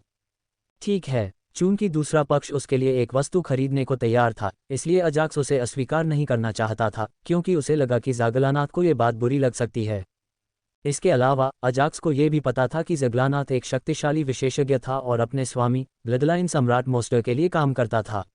इसलिए उसने सोचा कि ज़ग्लानाथ अमीर होना चाहिए। वैसे व्यापारी क्षेत्र के 3 स्तरों के 3 नीलामी घरों के बीच क्या कोई अंतर है? बेशक, वस्तुओं के ग्रेड के अलावा। ज़ग्लानाथ की ओर सिर हिलाकर अजाक्स ने एक प्रश्न पूछा। यह स्वाभाविक था कि मध्यम स्तर के नीलामी घर ने निम्न स्तर के नीलामी घर द्वारा बेची गई वस्तुओं की तुलना में अधिक मूल्यवान वस्तुएं बेची तथा उच्च स्तर के नीलामी घर ने अन्य 2 नीलामी घर की तुलना में और भी अधिक मूल्यवान वस्तुएं बेची। हालांकि अजाक्स को यह जानने की जिज्ञासा थी कि क्या इन 3 नीलामी घरों के बीच कोई अन्य अंतर भी है। एक अंतर है। ज़ग्लानाथ ने एक क्षण सोचा और समझाया, निम्न स्तरीय नीलामी घर में 20 वस्तुएं बेची जाएंगी जबकि मध्यम स्तरीय नीलामी घर में केवल 10 वस्तुएं बेची जाएंगी। ओह, निम्न स्तरीय नीलामी घरों द्वारा एक ही नीलामी में बेची गई वस्तुओं की संख्या का केवल आधा। अजाक्स को इस बात पर आश्चर्य नहीं हुआ क्योंकि जैसे जैसे वस्तुओं की गुणवत्ता बढ़ती जाएगी, बिकने वाली वस्तुओं की संख्या भी कम होती जाएगी। उच्च स्तरीय नीलामी घर के बारे में क्या ख्याल है? वह एक ही नीलामी में कितनी वस्तुएं बेचेगा? अजाक्स ने उच्च स्तरीय नीलामी घर के बारे में उत्सुकता से पूछा। चूंकि यह एक उच्च स्तरीय नीलामी घर था और इसमें उच्च कोटि की वस्तुएं बेची जाती थीं, इसलिए अजाक्स इसके बारे में जानना चाहता था। प्रत्येक नीलामी में केवल 3 वस्तुएं होंगी और उनमें से प्रत्येक पर इतनी ऊंची बोली लगाई जाएगी कि आप बोली लगाने की हिम्मत भी नहीं कर पाएंगे। मंच पर एक सुंदर सक्कुबस को देखकर ज़ग्लानाथ ने उत्तर दिया, सभी का मध्य स्तरीय नीलामी घर में स्वागत है। चलिए, समय बर्बाद न करते हुए नीलामी शुरू करते हैं। जल्द ही सक्कुबस ने पहली वस्तु के साथ नीलामी शुरू कर दी। नीलामी की पहली वस्तु स्तर 1 सम्राट क्षेत्र मौलिक आत्मा दास है। ऐसा कहते हुए सुंदर सक्कुबस ने मंच पर रखे एक विशाल पिंजरे को ढके हुए कपड़े को खींच लिया। क्या एक सम्राट दायरे तत्व गुलाम? मुझे इसे किसी भी कीमत पर पाना है। पिंजरे में उस तात्विक आत्मा को देखकर सभी प्रतिभागी उत्साहित हो गए, विशेष रूप से विशेष कक्ष से एक साधक, वह बहुत उत्साहित था। मुझे आश्चर्य है कि यह गुलाम कितने में बिकेगा। मुझे आखिरी बार पैसे की जरूरत है। मुझे उम्मीद है कि इससे अच्छा रिटर्न मिलेगा। वह कोई और नहीं बल्कि गोल्डन डेमन सम्राट और एलिमेंटल स्पिरिट स्लेव का विक्रेता था। उसने नीलामी घर के मैनेजर से अनुरोध किया कि वह उसकी वस्तु को पहले आइटम के रूप में रखे और चूंकि एलिमेंटल स्पिरिट स्लेव एक मूल्यवान वस्तु थी, इसलिए मैनेजर ने बिना किसी हिचकिचाहट के सहमति दे दी। क्या एक मौलिक आत्मा गुलाम? दूसरी ओर अजाक्स चौंक गया और बोला, जगलानाथ, मैंने फैसला कर लिया है, मैं उसे खरीदूंगा। उद्धरण। हालांकि अजाक्स के शब्दों को सुनकर जगलानाथ के चेहरे पर मिश्रित भाव थे और उसने खुद को डांटा, मुझे अपने मुंह पर नियंत्रण रखना चाहिए था। जीवन मौलिक आत्मा दास, मुझे अपने मुंह पर नियंत्रण रखना चाहिए था। जगलानाथ कड़वी मुस्कान के साथ मुस्कुराया, क्योंकि उसे उम्मीद नहीं थी कि अजाक्स इतनी महंगी चीज मांगेगा। संपूर्ण ब्रह्मांड में केवल मनुष्यों को ही स्वाभाविक रूप से समनकर्ता बनने की क्षमता दी गई थी और अन्य जातियां उस क्षमता से ईर्ष्या करती थीं। विभिन्न मौलिक आत्माओं के साथ अनुबंध करके मनुष्य के पास अलग अलग क्षमताएं हो सकती हैं। इसके अलावा पर्याप्त समय और संसाधनों के साथ एक समनकर्ता की हर एक मौलिक आत्मा एक बड़ी संपत्ति बन जाएगी। हालांकि वहां कुछ प्राकृतिक खजाने थे, जैसे कि समनकर्ता पत्थर और अन्य चीजें जो गैरमानव जातियों के सदस्यों को समनकर्ता बनने में मदद करती थीं। फिर भी उन्हें ढूंढना लगभग असंभव था और हर बार जब ऐसी कोई वस्तु नीलामी घर में दिखाई देती तो उसके लिए पागलों की तरह बोलियां लगती। अंततः वह किसी अमीर और शक्तिशाली किसान के हाथों में पहुंच जाती। चूंकि ऐसी वस्तुएं दुर्लभ थीं, इसलिए साधक उन तात्विक आत्माओं को सीधे खरीदने में बहुत रुचि रखते थे, जिन्हें विशेष तरीकों का उपयोग करके तात्विक आत्मा दुनिया से प्राप्त किया गया था। ये दुर्लभ नहीं था और साथ ही ये सस्ता भी नहीं था, क्योंकि गोल्डन डेमन सम्राट हर नीलामी में दर्जनों की संख्या में इन्हें बेचता था। इसके अलावा ये बहुत आसान और सुविधाजनक है, क्योंकि खरीदार को खरीदने के बाद कोई अतिरिक्त काम नहीं करना पड़ता है। इसलिए गैरमानव जातियों के बीच एक मौलिक आत्मा दास का मूल्य बहुत महंगा था। इसके अलावा इस तत्व आत्मा दास के पास सम्राट क्षेत्र की खेती है, इसलिए बिना किसी संदेह के तत्व आत्मा के लिए बोली आसमान छू जाएगी। जगलानाथ आसानी से बता सकता था कि मौलिक आत्मा दास को खरीदना बहुत कठिन होगा। Ads by pub future. रहने दो, वैसे भी मुझे व्यापारी के टोकन की कोई खास जरूरत नहीं है। मैं अभी जो कुछ भी मेरे पास है उससे बोली लगाने की कोशिश करूंगा। चूंकि अजाक्स रक्तवंश सम्राट मोस्टर का शिष्य था, जो उसके गुरु दानव जल्लाद हारून अल्पाइन स्विफ्ट के बाद दूसरा व्यक्ति था जिसका वह आदर करता था और जिसे वह आदर्श मानता था, इसलिए जगलानाथ ने एलिमेंटल स्पिरिट स्लेव के लिए बोली लगाने का निर्णय लिया। नीलामी घर में उसके आने का कारण कुछ खरीदना और अपना व्यापारी का दर्जा बढ़ाना था, ताकि वह उच्च स्तरीय व्यापारी के दायरे में पहुंच सके। इसलिए जगलानाथ ने इसे आजमाने का फैसला किया, हालांकि उन्हें यकीन नहीं था कि वह इसे खरीद पाएंगे या नहीं। मुझे इसे किसी भी कीमत पर मुक्त करना होगा। मौलिक आत्मा को देखकर अजाक्स को स्वाभाविक रूप से सहानुभूति हुई। जिस क्षण से अजाक्स ने एल्डर बोरोन से तात्विक आत्माओं के बारे में सीखा, उसके मन में तात्विक आत्माओं के लिए एक नर्म कोना था। बाहरी दुनिया में जाने या अपनी साधना शुरू करने के लिए मौलिक आत्माओं को मनुष्यों के साथ एक अनुबंध बनाना पड़ता है। उसके बाद उन्हें बुलाने वाले द्वारा दिए गए हर आदेश का पालन करना पड़ता है, चाहे वे इसे पसंद करें या नहीं। इससे भी अधिक क्रूर बात यह है कि जब एक समनकर्ता की मृत्यु होती है तो उसकी अनौपचारिक तात्विक आत्माएं मर जाती हैं, जबकि आधिकारिक तात्विक आत्माएं गंभीर रूप से घायल हो जाती हैं। यदि समनकर्ता अच्छा हो तो ये थोड़ा बेहतर होगा, तथापि यदि समनकर्ता तात्विक आत्माओं की परवाह नहीं करता है तथा उनके साथ बुरा व्यवहार करता है तो यह और भी बुरा होगा। पिंजरे में हरे रंग के तात्विक आत्मा दास को देखते हुए अजाक्स ने बड़बड़ाया और सोचना जारी रखा। आधिकारिक और अनौपचारिक तात्विक आत्माएं शक्तिशाली हो जाने पर समनकर्ता के आत्मा चिन्ह को नष्ट कर सकती हैं, हालांकि उसके जैसे तात्विक आत्मा दासों के पास अपने भाग्य से बचने के लिए कोई विकल्प नहीं होगा। जैसे ही उसने मूलभूत आत्माओं के जीवन के बारे में सोचा, अजाक्स मूलभूत आत्मा को मुक्त करने के अपने दृढ़ संकल्प को और अधिक बढ़ा लिया। Ads by pub future. इस जीवन तत्व आत्मा दास की शुरुआती कीमत 10 मिलियन ट्रेडर टोकन है, जिसमें 1 मिलियन ट्रेडर टोकन की वृद्धि होती है। सक्कुबस ने जीवन तत्व आत्मा दास के बारे में ज्यादा जानकारी नहीं दी, क्योंकि उसने शुरुआती कीमत बताई थी। 100 मिलियन व्यापारी टोकन। विशेष कक्ष से एक आवाज आई, जिससे कीमत तुरंत 100 मिलियन ट्रेडर टोकन तक बढ़ गई। यह आवाज क्यों जानी पहचानी लग रही है? अजाक्स को वह आवाज परिचित लगी और जल्द ही उसे पता चल गया कि उस आवाज का मालिक कौन था। हमेशा की तरह पहली वस्तु की पहली बोली रक्त पिशाच राजा की ओर से है। सक्कुबस ने आवाज के मालिक का नाम बताते हुए पूछा, क्या कोई ऐसा है जो इससे अधिक कीमत देने को तैयार है? क्या रक्त पिशाच राजा? और इसकी कीमत पहले से ही 100 मिलियन ट्रेडर टोकन है। अजाक्स रक्त पिशाच राजा को देखकर थोड़ा आश्चर्यचकित हुआ। हालांकि जब उसने सोचा कि रक्त पिशाच राजा कितना अमीर था तो उसे आश्चर्य नहीं हुआ। हालांकि जिस बात ने उन्हें सबसे अधिक चौंकाया वह था ब्लड वैम्पायर किंग की 100 मिलियन ट्रेडर टोकन की बोली। 8 साधकों के साथ सौदा करने के बाद मैंने 100 मिलियन व्यापारी टोकन बनाए और ब्लड वैम्पायर किंग ने एक ही बोली में इतनी वृद्धि कर दी। अजाक्स विशेष कक्ष को देखकर कड़वी मुस्कान के बिना नहीं रह सका। 110 मिलियन ट्रेडर टोकन, यह ज़गलानाथ ही थे जिन्होंने बोली बढ़ाकर अजाक्स को आश्चर्यचकित कर दिया। हालांकि अजाक्स का मानना था कि ज़गलानाथ उसके लिए एक वस्तु खरीदेगा, लेकिन रक्त पिशाच राजा की बोली की कीमत सुनने के बाद अजाक्स को लगा कि ज़गलानाथ अब एलिमेंटल स्पिरिट के लिए बोली नहीं लगाएगा। 110 मिलियन ट्रेडर टोकन निम्न स्तर के व्यापारियों के लिए एक बड़ी राशि थी। हालांकि इसका मतलब यह नहीं है कि यह मध्यम स्तर के व्यापारियों के लिए एक छोटी राशि थी। शॉर्ट गोलियत लीडर ने 120 मिलियन ट्रेडर टोकन की बोली लगाए। इन्फेनल हॉकिंग ने 130 मिलियन ट्रेडर टोकन की बोली लगाए। Dot dot dot storm Naga queen ने 480 मिलियन ट्रेडर टोकन की बोली लगाए। एक के बाद एक किसान बोली लगाने लगे। उनमें से कुछ विशेष किसान थे जबकि बाकी कुछ सामान्य सीटों पर बैठे थे। ऐसा लगता है कि कोई भी पीछे हटना नहीं चाहता और एलिमेंटल स्पिरिट स्लेव के लिए अपनी पूरी ताकत लगाना नहीं चाहता। Blood vampire king 500 million trader token की बोली लगाता है और यदि कोई इससे अधिक बोली लगाता है तो मैं खुशी से बोली लगाना बंद कर दूंगा। पहले की तरह रक्त पिशाच राजा ने अन्य साधकों को सूचित किया कि यदि कोई भी 500 मिलियन व्यापारी टोकन से अधिक बोली लगाता है तो वह उन्हें आगे आमंत्रित नहीं करेगा। ऐसा लगता है कि मुझे नॉर्मल वर्ल्ड कोर का उपयोग करके बोली लगानी होगी। अजाक्स ने मन ही मन सोचा और बोली लगाने ही वाला था कि उसने सुना कि ज़गलानाथ ने चेहरे पर उदासीनता के भाव के साथ बोली बढ़ा दी है। 510 मिलियन व्यापारी टोकन।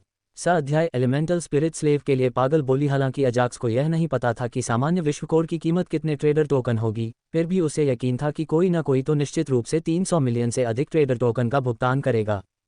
और चूंकि यह छोटे विश्व कोर की तुलना में बहुत दुर्लभ था, इसलिए अजाक्स ने सोचा कि एलिमेंटल स्पिरिट स्लेव का विक्रेता सामान्य विश्व कोर के लिए उसके साथ व्यापार करने के लिए सहमत हो जाएगा। कम से कम उन्हें तो यही उम्मीद थी, क्योंकि एक सामान्य विश्व कोर एक छोटे विश्व कोर की तुलना में अधिक मूल्यवान और दुर्लभ है। हालांकि इससे पहले कि वह अपनी बोली बता पाता, अजाक्स ने ज़गलानाथ को रक्त पिशाच राजा की बोली में 10 मिलियन व्यापारी टोकन की वृद्धि करते हुए सुना, जिससे अजाक्स को काफी झटका लगा। 510 मिलियन व्यापारी टोकन। ज़गलानाथ की आवाज़ ने पूरे नीलामी घर को आकर्षित कर लिया, क्योंकि वह विशेष कक्ष में नहीं बल्कि सामान्य सीट पर बैठे थे, लेकिन वह 500 मिलियन से अधिक व्यापारी टोकन खर्च करने को तैयार थे। एक नए व्यापारी ने अपनी बोली लगाई है। कीमत अब 510 मिलियन व्यापारी टोकन है। क्या कोई कीमत बढ़ाने में रुचि रखता है? सक्कुबस को आश्चर्य हुआ, क्योंकि बोली नियमित सीटों से आई थी, विशेष कक्ष से नहीं। यदि यह शुरुआत में होता, जब तत्व आत्मा दास की कीमत लगभग 200 मिलियन व्यापारी टोकन थी, तो उसे आश्चर्य नहीं होता। हालांकि कीमत पहले ही 500 मिलियन तक पहुंच गई थी और ज़गलानाथ ने इसे 10 मिलियन व्यापारी टोकन तक बढ़ा दिया था। इसके अलावा ये पहली बार था जब उसने नीलामी घर में ज़गलानाथ को देखा था। वास्तव में उसने ज़गलानाथ को मध्य स्तरीय व्यापारी के क्षेत्र में नए आए व्यापारी के रूप में गलत समझा था। हालांकि ज़गलानाथ बहुत पहले ही मध्य स्तरीय व्यापारी के क्षेत्र में पहुंच चुका था। बात बस इतनी थी कि वह वास्तविक दुनिया के अन्य कामों में व्यस्त रहते थे और नीलामी घरों में बहुत कम जाते थे, और यदि जाते भी थे तो किसी वस्तु के लिए बोली लगाने की जहमत नहीं उठाते थे, क्योंकि अभी तक उनकी किसी भी वस्तु में रुचि नहीं थी। उद्धरण। ज़गलानाथ की बोली के बाद कोई भी बोली लगाने को तैयार नहीं था, क्योंकि उन्हें लग रहा था कि कीमत पहले ही बहुत ऊंचे स्तर पर पहुंच चुकी है। मुझे नीलामी घर में सभी प्रतिभागियों को इस मौलिक आत्मा दास के बारे में कुछ जानकारी देनी है। पब फ्यूचर द्वारा विज्ञापन। ये देखकर कि कोई भी बोली नहीं लगा रहा है, सुंदर सक्कुबस ने कीमत बढ़ाने के लिए मौलिक आत्मा दास के बारे में कुछ जानकारी बतानी शुरू कर दी। विक्रेता ने वादा किया है कि यह मध्य स्तरीय नीलामी घर में अंतिम सम्राट क्षेत्र मौलिक आत्मा दास होगा, और यदि आप अधिक चाहते हैं तो आप उन्हें केवल उच्च स्तरीय नीलामी घर में ही पा सकते हैं। सक्कुबस ने हल्की मुस्कान दिखाते हुए कहा, लगभग 90% प्रतिभागी जल्द ही उच्च स्तरीय व्यापारी के दायरे में प्रवेश नहीं कर सकते हैं। इसके अलावा भले ही आप अगले महीने तक उच्च स्तरीय व्यापारी के दायरे में प्रवेश कर लें, फिर भी आपके लिए एलिमेंटल स्पिरिट स्लेव खरीदने की संभावना लगभग असंभव है। सक्कुबस ने हल्की मुस्कान के साथ सभी की ओर देखा और कहा, मुझे लगता है कि हर कोई जानता है कि उच्च स्तरीय नीलामी घर में बोली जीतना कितना कठिन है। तो आप किसका इंतजार कर रहे हैं? यदि आप अभी एलिमेंटल स्पिरिट स्लेव को मिस करते हैं तो आप शायद इतने सस्ते दाम पर दूसरा एलिमेंटल स्पिरिट स्लेव नहीं खरीद पाएंगे। चलो देखते हैं कि मध्य स्तर के व्यापारी के दायरे में यह अंतिम सम्राट क्षेत्र मौलिक आत्मा दास कैसे खरीदा जाएगा। 600 मिलियन व्यापारी token. 610 million trader token. 650 million, 700 million. जैसे ही सुंदर सक्कुबस ने अपनी बात समाप्त की, मौलिक आत्मा दास के लिए पागल बोली एक बार फिर शुरू हो गई। बेशक रक्त पिशाच राजा अपने वचनों पर कायम रहा और उसने बोली में भाग नहीं लिया। जगलानाथ ने 990 मिलियन व्यापारी टोकन की बोली लगाए। जल्द ही सम्राट क्षेत्र तत्व आत्मा दास की कीमत 1 अरब व्यापारी टोकन तक पहुंच गई और यह जगलानाथ था जिसने 990 मिलियन व्यापारी टोकन के साथ अंतिम बोली लगाई। हमारे नए उभरते व्यापारी ने बागडोर संभाल ली है और कीमत बढ़ाकर 990 मिलियन व्यापारी टोकन कर दी है। क्या कोई इससे अधिक भुगतान करने को तैयार है? 990 मिलियन ट्रेडर टोकन। एक बार, दो बार। पब फ्यूचर द्वारा विज्ञापन। स्वर्गीय शेर राजा ने 1 अरब व्यापारी टोकन की बोली लगाए। जैसे ही सुंदर सक्कुबस अंतिम निर्णय देने वाली थी, विशेष कक्ष 1 से किसी ने बोली को 1 अरब व्यापारी टोकन तक बढ़ा दिया। ये स्वर्गीय शेर राजा है।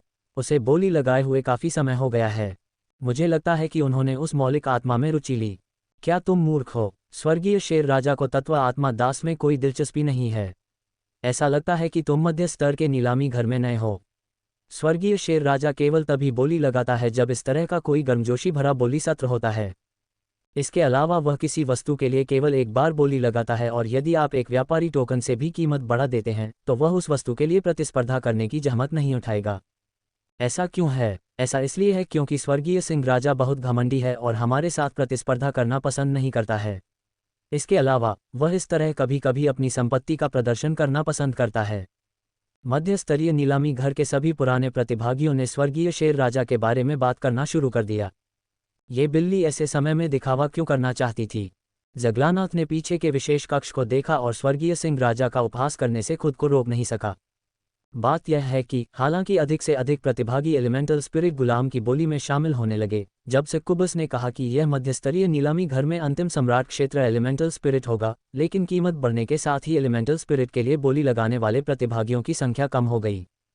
जब यह 900 मिलियन ट्रेडर टोकन तक पहुंचा, तो केवल जगलानाथ और शॉर्ट गोलियत लीडर ने बोली जारी रखी और अंततः गोलियत लीडर ने 990 मिलियन ट्रेडर टोकन की कीमत पर हार मान ली। जब जगलानाथ ने सोचा कि उसे मौलिक आत्मा दास मिल जाएगा, तो स्वर्गीय शेर राजा ने अपनी संपत्ति दिखाने के लिए कीमत बढ़ा दी। क्या ये सच है? वह एक ही वस्तु के लिए 2 बार बोली नहीं लगाएगा। दूसरी ओर अजाक्स ने स्वर्गीय सिंह राजा के बारे में बातें सुनी और जगलानाथ से इसके बारे में पूछा। हाँ, ये सच है। हार्बिंजर ऑफ डिस्ट्रक्शन ने 1.01 बिलियन ट्रेडर टोकन की बोली लगाए। टेम आइटम। हार्बिंजर ऑफ डिस्ट्रक्शन ने 1.01 बिलियन ट्रेडर टोकन की बोली लगाए। जैसे ही अजाक्स को स्वर्गीय शेर राजा के चरित्र के बारे में पुष्टि मिली, उसने कोई समय बर्बाद नहीं किया और उसने सीधे 10 मिलियन व्यापारी टोकन द्वारा बोली बढ़ा दी। अजाक्स, मेरे पास केवल 1 बिलियन ट्रेडर टोकन हैं। आपने बोली क्यों बढ़ाए? क्या आपके पास 10 मिलियन ट्रेडर टोकन हैं? जगलानाथ अब तक शांत थे, हालांकि जब उन्होंने अजाक्स की बोली बढ़ाने की बात सुनी तो उनके माथे पर बल पड़ गए।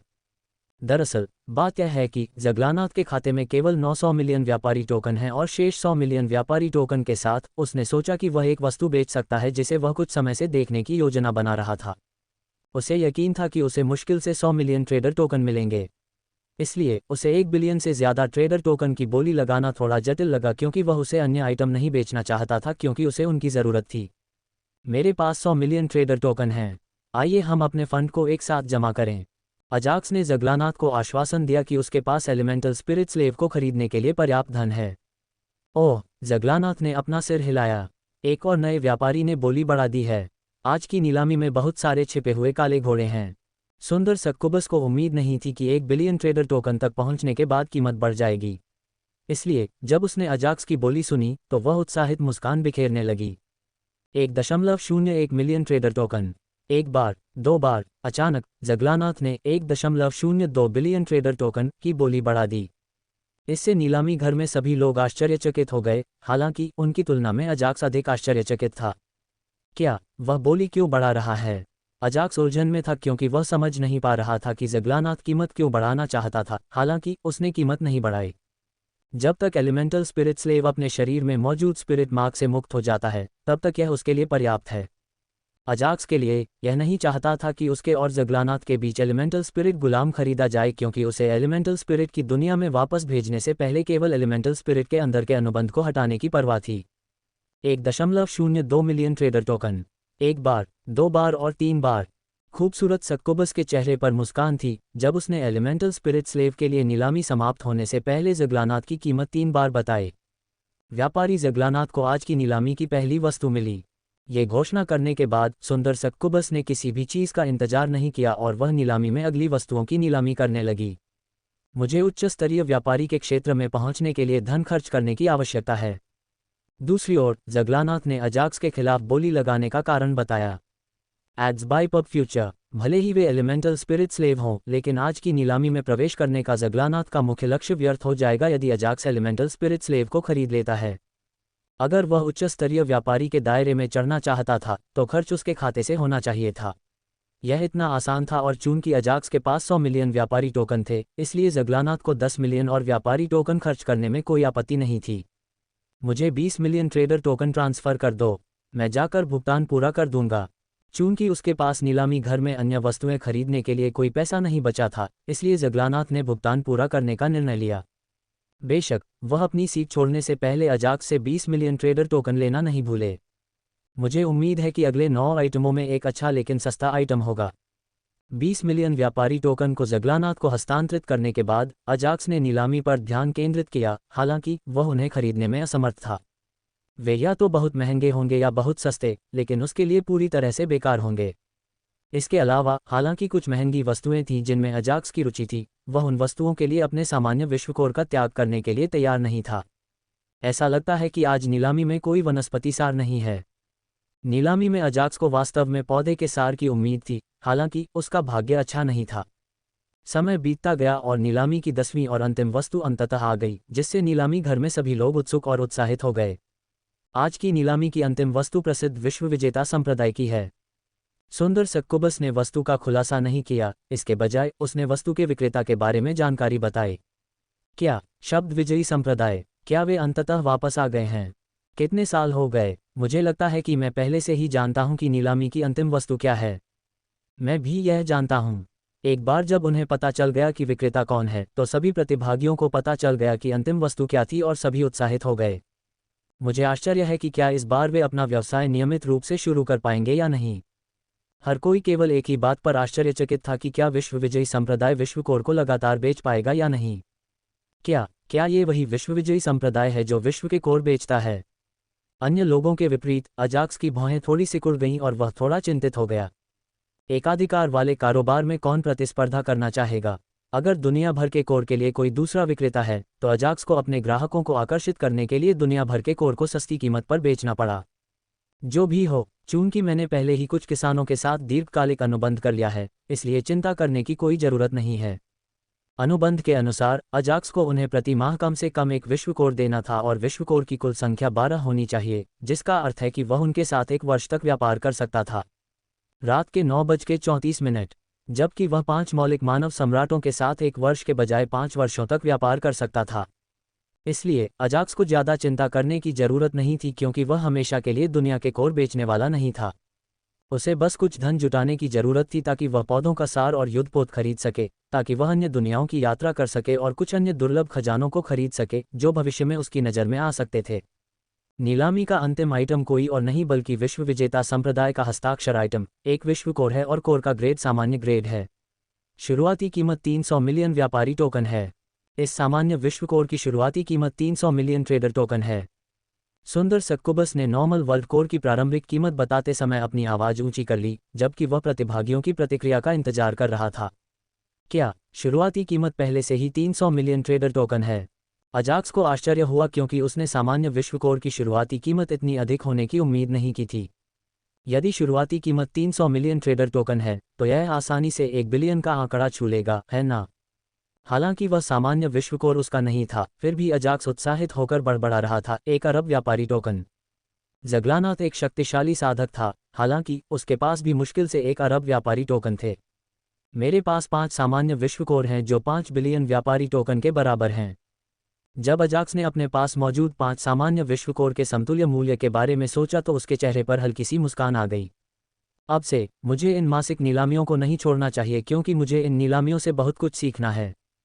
आज अजाक्स बहुत सी चीज़ों के बारे में सीख रहा था और उसने भविष्य में नीलामी घरों का दौरा जारी रखने का निर्णय लिया। 350 मिलियन व्यापारी token. Ads by pub future. 450 million व्यापारी token. Dot dot dot dot 690 million व्यापारी टोकन। जैसा कि अजाक्स अपने विचारों में था, सामान्य विश्व कोर के लिए बोली युद्ध पहले ही शुरू हो चुका था और यह कुछ ही मिनटों में लगभग 700 मिलियन व्यापारी टोकन तक पहुंच गया। चलो चलो, मैं देखता हूं कि एक सामान्य विश्व कोर कितने में बिक सकता है। अजाक्स ने उन प्रतिभागियों की ओर देखा जो सामान्य विश्व कोर के लिए बोली लगाने के लिए पागल थे और हल्की मुस्कान बिखेरी। विशेष कक्षों में से एक में, हाँ, मैं इसी का इंतजार कर रहा था। विश्व कोर व्यापार में एकाधिकार के रूप में मैं इस व्यापारी के क्षेत्र के सभी किसानों को पागल कर सकता हूँ। एक बूढ़ा आदमी सीट पर बैठा था और शीशे के माध्यम से उन पागल प्रतिभागियों को देख रहा था।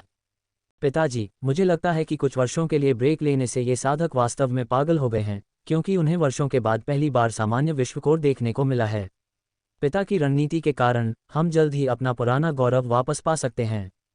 Ads by pub future. बूढ़े व्यक्ति के बगल में एक अधेड़ उम्र का व्यक्ति बैठा था, जो हल्की मुस्कान के साथ अपने पिता की शानदार व्यापारिक रणनीति की प्रशंसा कर रहा था।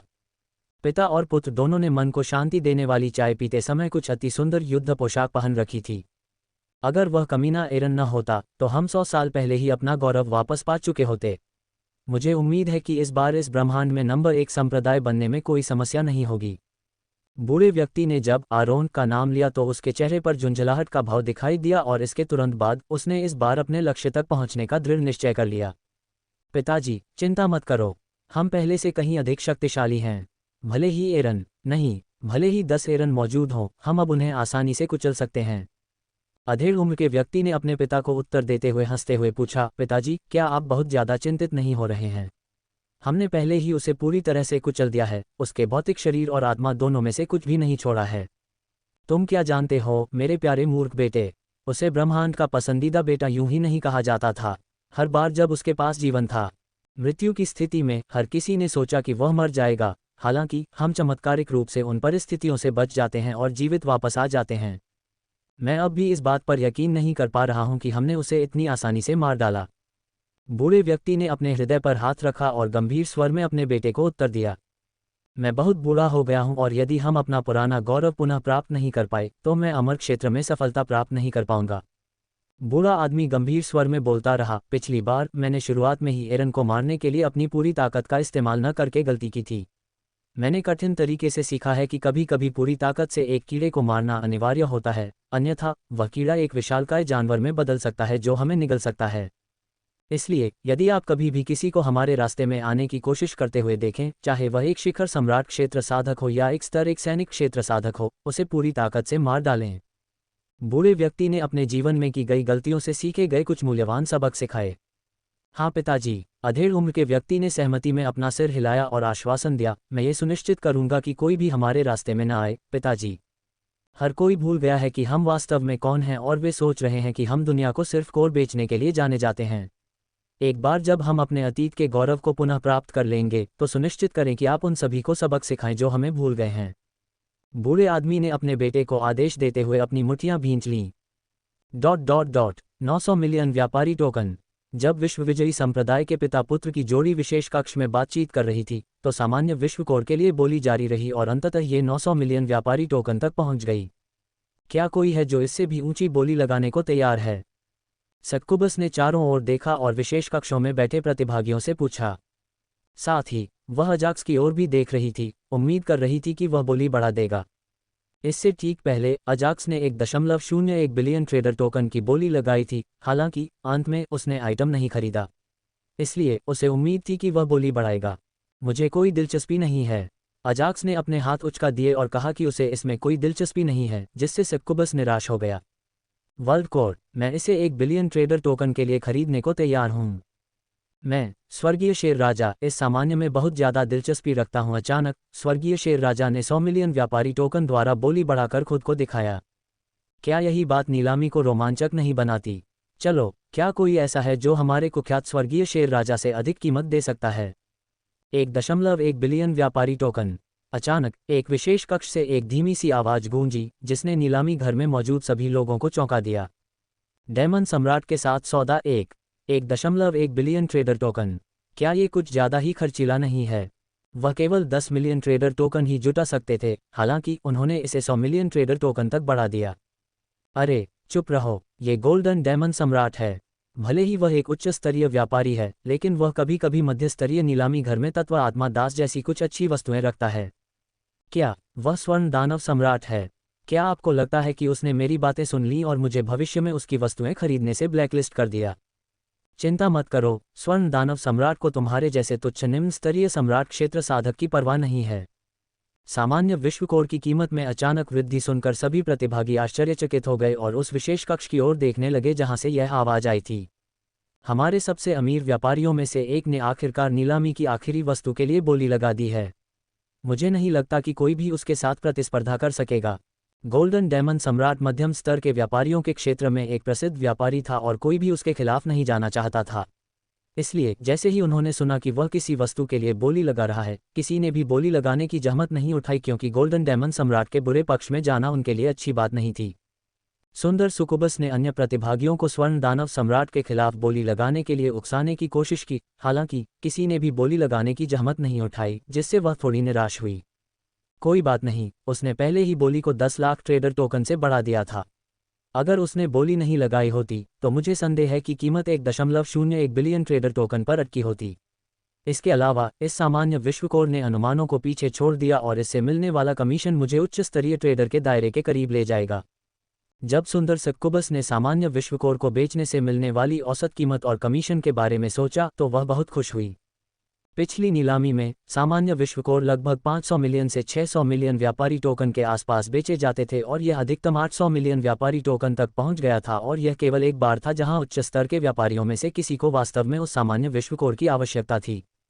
इस महीने की नीलामी की अंतिम वस्तु स्वर्ण दानव सम्राट के पास जाएगी।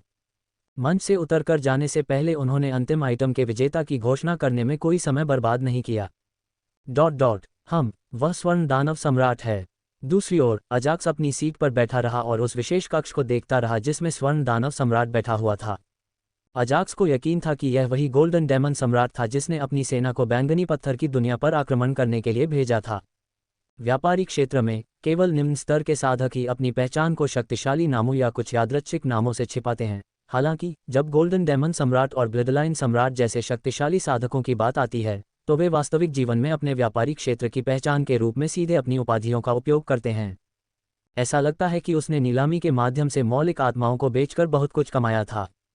अजाक्स को इस बात पर आश्चर्य नहीं हुआ कि गोल्डन डेमन सम्राट सामान्य विश्व कोर के लिए 1.1 बिलियन व्यापारी टोकन खर्च कर सकता है, क्योंकि उसने इतना कुछ अर्जित किया था। मुझे आश्चर्य है कि वह इतना खर्च क्यों कर रहा है। अजाक्स को ये बात समझ में नहीं आई कि स्वर्ण दानव सम्राट ने 1 अरब व्यापारी टोकन खर्च कर दिए, जबकि उसने पहले ही उस स्रोत को काट दिया था जहां से उसे मौलिक आत्माएं मिल रही थीं। ऐसा लगता है कि उसे वास्तव में सामान्य विश्व कोर की आवश्यकता है। निष्कर्ष पर पहुंचने में ज़्यादा समय नहीं लगा और मैं सोचने लगा, क्या मुझे उसके साथ सौदा करना चाहिए। अचानक जब अजाक्स ने विशेष कक्ष को देखा तो उसे एक बुरी योजना सूझी। हालांकि यह जोखिम भरा है, लेकिन मुझे लगता है कि अगर मैं सावधान रहूं तो मैं अपनी योजना को क्रियान्वित कर सकता हूं। Ads by pub future. Ajax ने उस बुरी योजना के बारे में और अधिक सोचना शुरू कर दिया तथा उस योजना को क्रियान्वित करते समय जोखिम को कम करने के और अधिक तरीके ढूंढने का प्रयास किया। युवा स्वामी, क्या हम चलें? जल्द ही जगलानाथ ने दूर से अपनी आवाज़ अजाक्स तक पहुंचा दी। उसके पीछे निर्जीव आंखों वाली एक हरे रंग की तात्विक आत्मा एक स्तंभ की तरह खड़ी उसके आदेश की प्रतीक्षा कर रही थी। 1 सेकंड रुको, अजाक्स ने जगलानाथ को एक क्षण प्रतीक्षा करने को कहा। वह एक क्षण के लिए हिचकिचाया और स्वर्ण दानव सम्राट के विशेष कक्ष की ओर चला गया। मुझे उम्मीद है कि वह मेरे समझौते से सहमत होंगे। दस्तक। स्वर्ण दानव सम्राट से जो कहना था उसे मन ही मन दोहराते हुए अजाक्स ने विशेष कक्ष के दरवाजे पर हल्के से थपथपाया। अंदर आएं। जैसे ही अजाक्स विशेष कक्ष में दाखिल हुआ, अंदर से एक सुस्त आवाज आई। विशेष कक्ष के अंदर अजाक्स ने एक सुनहरा राक्षस देखा जो अतीत में देखे गए सुनहरे राक्षसों से अधिक शक्तिशाली था। इसके अलावा वह अन्य सुनहरे राक्षसों की तुलना में अधिक डरावना भी दिखता है। स्वर्ण दानव सम्राट के मुकुट के नीचे एक डरावना चेहरा था जिसके मुंह से 2 सुनहरे दांत निकले हुए थे। उसके लाल रंग के चेहरे के साथ ये वास्तव में डरावना था। आप कौन हैं? स्वर्ण दानव सम्राट को उम्मीद थी कि नीलामी से कोई व्यक्ति उसके विशेष कक्ष में प्रवेश करेगा तथा नीलामी में जीता गया नॉर्मल वर्ल्ड कोर लेकर आएगा। हालांकि उसने देखा कि लगभग 16 वर्ष का एक युवक उसके विशेष कक्ष में प्रवेश कर रहा है, जिससे वह हैरान हो गया। स्वर्ण दानव सम्राट मनुष्यों से बहुत नफरत करता था और अजाक्स को देखकर वह भी क्रोधित हो गया और गुस्से से बोला, यदि तुम मरना नहीं चाहते हो तो मेरे विशेष कक्ष से बाहर निकल जाओ। यदि यह कहीं और होता तो स्वर्ण दानव सम्राट ने अपने सामने खड़े युवा मानव को सीधे मार डाला होता। हालांकि वर्तमान में वे व्यापारी के राज्य के नीलामी घरों में थे। इसलिए गोल्डन डेमन सम्राट ने अपने गुस्से को नियंत्रित किया और अजाक्स को विशेष कक्ष छोड़ने के लिए कहा, जाने से पहले मैं तुम्हें एक सौदा देना चाहता हूँ। मुझे जाने के लिए कहने से पहले तुम उसे क्यों नहीं सुन लेते। हालांकि अजाक्स अपनी जगह से हिला नहीं, बल्कि उसने वही कहा जो उसने विशेष कक्ष में प्रवेश करने से पहले तैयार किया था। मैं ऐसे इंसान के साथ कोई सौदा नहीं करना चाहता। ये विश्व कोर के बारे में है। आपका उपहार मेरी रचना के लिए प्रेरणा है। मुझे और अधिक प्रेरणा दीजिए। सृजन कठिन है, मुझे खुश करो। मैंने इस पुस्तक को टैग किया है, आइए और मुझे अंगूठा दिखाकर समर्थन दीजिए। पसंद आया? लाइब्रेरी में जोड़ें। क्या आपको मेरी कहानी के बारे में कुछ पता है? कमेंट करके मुझे बताएं। Ads by pub future, Vinayraj, निर्माता का विचार, 10 बजे। टिप्पणी 0.1 बिलियन ट्रेडर टोकन। क्या ये कुछ ज़्यादा ही खर्चीला नहीं है? वह केवल 10 मिलियन ट्रेडर टोकन ही जुटा सकते थे, हालांकि उन्होंने इसे 100 मिलियन ट्रेडर टोकन तक बढ़ा दिया। अरे चुप रहो, ये गोल्डन डेमन सम्राट है। भले ही वह एक उच्च स्तरीय व्यापारी है, लेकिन वह कभी कभी मध्य स्तरीय नीलामी घर में तत्व आत्मा दास जैसी कुछ अच्छी वस्तुएं रखता है। क्या वह स्वर्ण दानव सम्राट है? क्या आपको लगता है कि उसने मेरी बातें सुन ली और मुझे भविष्य में उसकी वस्तुएं खरीदने से ब्लैकलिस्ट कर दिया? चिंता मत करो, स्वर्ण दानव सम्राट को तुम्हारे जैसे तुच्छ निम्न स्तरीय सम्राट क्षेत्र साधक की परवाह नहीं है। सामान्य विश्व कोर की कीमत में अचानक वृद्धि सुनकर सभी प्रतिभागी आश्चर्यचकित हो गए और उस विशेष कक्ष की ओर देखने लगे जहां से यह आवाज आई थी। हमारे सबसे अमीर व्यापारियों में से एक ने आखिरकार नीलामी की आखिरी वस्तु के लिए बोली लगा दी है। मुझे नहीं लगता कि कोई भी उसके साथ प्रतिस्पर्धा कर सकेगा। गोल्डन डेमन सम्राट मध्यम स्तर के व्यापारियों के क्षेत्र में एक प्रसिद्ध व्यापारी था और कोई भी उसके खिलाफ नहीं जाना चाहता था। इसलिए जैसे ही उन्होंने सुना कि वह किसी वस्तु के लिए बोली लगा रहा है, किसी ने भी बोली लगाने की जहमत नहीं उठाई, क्योंकि गोल्डन डेमन सम्राट के बुरे पक्ष में जाना उनके लिए अच्छी बात नहीं थी। सुंदर सुकुबस ने अन्य प्रतिभागियों को स्वर्ण दानव सम्राट के खिलाफ बोली लगाने के लिए उकसाने की कोशिश की, हालांकि किसी ने भी बोली लगाने की जहमत नहीं उठाई, जिससे वह थोड़ी निराश हुई। कोई बात नहीं, उसने पहले ही बोली को 10 लाख ट्रेडर टोकन से बढ़ा दिया था। अगर उसने बोली नहीं लगाई होती तो मुझे संदेह है कि कीमत 1.01 बिलियन ट्रेडर टोकन पर अटकी होती। इसके अलावा इस सामान्य विश्व कोर ने अनुमानों को पीछे छोड़ दिया और इससे मिलने वाला कमीशन मुझे उच्च स्तरीय ट्रेडर के दायरे के करीब ले जाएगा। जब सुंदर सक्कुबस ने सामान्य विश्व कोर को बेचने से मिलने वाली औसत कीमत और कमीशन के बारे में सोचा तो वह बहुत खुश हुई। पिछली नीलामी में सामान्य विश्व कोर लगभग 500 मिलियन से 600 मिलियन व्यापारी टोकन के आसपास बेचे जाते थे और यह अधिकतम 800 मिलियन व्यापारी टोकन तक पहुंच गया था, और यह केवल एक बार था जहां उच्च स्तर के व्यापारियों में से किसी को वास्तव में उस सामान्य विश्व कोर की आवश्यकता थी। इस महीने की नीलामी की अंतिम वस्तु स्वर्ण दानव सम्राट के पास जाएगी। मंच से उतरकर जाने से पहले उन्होंने अंतिम आइटम के विजेता की घोषणा करने में कोई समय बर्बाद नहीं किया। वह स्वर्ण दानव सम्राट है। दूसरी ओर अजाक्स अपनी सीट पर बैठा रहा और उस विशेष कक्ष को देखता रहा जिसमें स्वर्ण दानव सम्राट बैठा हुआ था। अजाक्स को यकीन था कि यह वही गोल्डन डेमन सम्राट था जिसने अपनी सेना को बैंगनी पत्थर की दुनिया पर आक्रमण करने के लिए भेजा था। व्यापारिक क्षेत्र में केवल निम्न स्तर के साधक ही अपनी पहचान को शक्तिशाली नामों या कुछ यादृच्छिक नामों से छिपाते हैं। हालांकि जब गोल्डन डेमन सम्राट और ब्लडलाइन सम्राट जैसे शक्तिशाली साधकों की बात आती है तो वे वास्तविक जीवन में अपने व्यापारिक क्षेत्र की पहचान के रूप में सीधे अपनी उपाधियों का उपयोग करते हैं। ऐसा लगता है कि उसने नीलामी के माध्यम से मौलिक आत्माओं को बेचकर बहुत कुछ कमाया था। अजाक्स को इस बात पर आश्चर्य नहीं हुआ कि गोल्डन डेमन सम्राट सामान्य विश्व कोर के लिए 1.1 बिलियन व्यापारी टोकन खर्च कर सकता है, क्योंकि उसने इतना कुछ अर्जित किया था। मुझे आश्चर्य है कि वह इतना खर्च क्यों कर रहा है। अजाक्स को ये बात समझ में नहीं आई कि स्वर्ण दानव सम्राट ने 1 अरब व्यापारी टोकन खर्च कर दिए, जबकि उसने पहले ही उस स्रोत को काट दिया था जहां से उसे मौलिक आत्माएं मिल रही थीं। ऐसा लगता है कि उसे वास्तव में सामान्य विश्व कोर की आवश्यकता है। निष्कर्ष पर पहुंचने में ज़्यादा समय नहीं लगा और मैं सोचने लगा, क्या मुझे उसके साथ सौदा करना चाहिए। अचानक जब अजाक्स ने विशेष कक्ष को देखा तो उसे एक बुरी योजना सूझी। हालांकि यह जोखिम भरा है, लेकिन मुझे लगता है कि अगर मैं सावधान रहूं तो मैं अपनी योजना को क्रियान्वित कर सकता हूं। अजाक्स ने उस बुरी योजना के बारे में और अधिक सोचना शुरू कर दिया तथा उस योजना को क्रियान्वित करते समय जोखिम को कम करने के और अधिक तरीके ढूंढने का प्रयास किया। युवा स्वामी, क्या हम चलें? जल्द ही जगलानाथ ने दूर से अपनी आवाज़ अजाक्स तक पहुंचा दी। उसके पीछे निर्जीव आंखों वाली एक हरे रंग की तात्विक आत्मा एक स्तंभ की तरह खड़ी उसके आदेश की प्रतीक्षा कर रही थी। एक सेकंड रुको, अजाक्स ने ज़ग्लानाथ को एक क्षण प्रतीक्षा करने को कहा। वह एक क्षण के लिए हिचकिचाया और स्वर्ण दानव सम्राट के विशेष कक्ष की ओर चला गया। मुझे उम्मीद है कि वह मेरे समझौते से सहमत होंगे। दस्तक। स्वर्ण दानव सम्राट से जो कहना था उसे मन ही मन दोहराते हुए अजाक्स ने विशेष कक्ष के दरवाजे पर हल्के से थपथपाया। अंदर आएं। जैसे ही अजाक्स विशेष कक्ष में दाखिल हुआ, अंदर से एक सुस्त आवाज आई।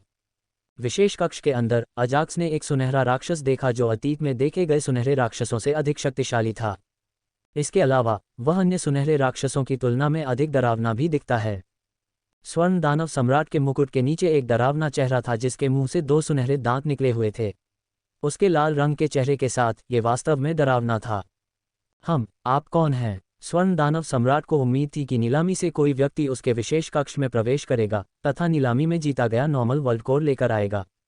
हालांकि उसने देखा कि लगभग 16 वर्ष का एक युवक उसके विशेष कक्ष में प्रवेश कर रहा है, जिससे वह हैरान हो गया। स्वर्ण दानव सम्राट मनुष्यों से बहुत नफरत करता था और अजाक्स को देखकर वह भी क्रोधित हो गया और गुस्से से बोला, यदि तुम मरना नहीं चाहते हो तो मेरे विशेष कक्ष से बाहर निकल जाओ। यदि यह कहीं और होता तो स्वर्ण दानव सम्राट ने अपने सामने खड़े युवा मानव को सीधे मार डाला होता। हालांकि वर्तमान में वे व्यापारी के राज्य के नीलामी घरों में थे। इसलिए गोल्डन डेमन सम्राट ने अपने गुस्से को नियंत्रित किया और अजाक्स को विशेष कक्ष छोड़ने के लिए कहा। जाने से पहले मैं तुम्हें एक सौदा देना चाहता हूँ। मुझे जाने के लिए कहने से पहले तुम उसे क्यों नहीं सुन लेते? हालांकि अजाक्स अपनी जगह से हिला नहीं, बल्कि उसने वही कहा जो उसने विशेष कक्ष में प्रवेश करने से पहले तैयार किया था। मैं ऐसे इंसान के साथ कोई सौदा नहीं करना चाहता। ये विश्व कोर के बारे में है। आपका उपहार मेरी रचना के लिए प्रेरणा है। मुझे और अधिक प्रेरणा दीजिए। सृजन कठिन है, मुझे खुश करो। मैंने इस पुस्तक को टैग किया है, आइए और मुझे अंगूठा दिखाकर समर्थन दीजिए।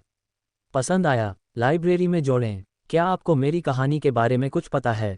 कमेंट करके मुझे बताएं। विनयराज। तारांकन तारांकन तारांकन तारांकन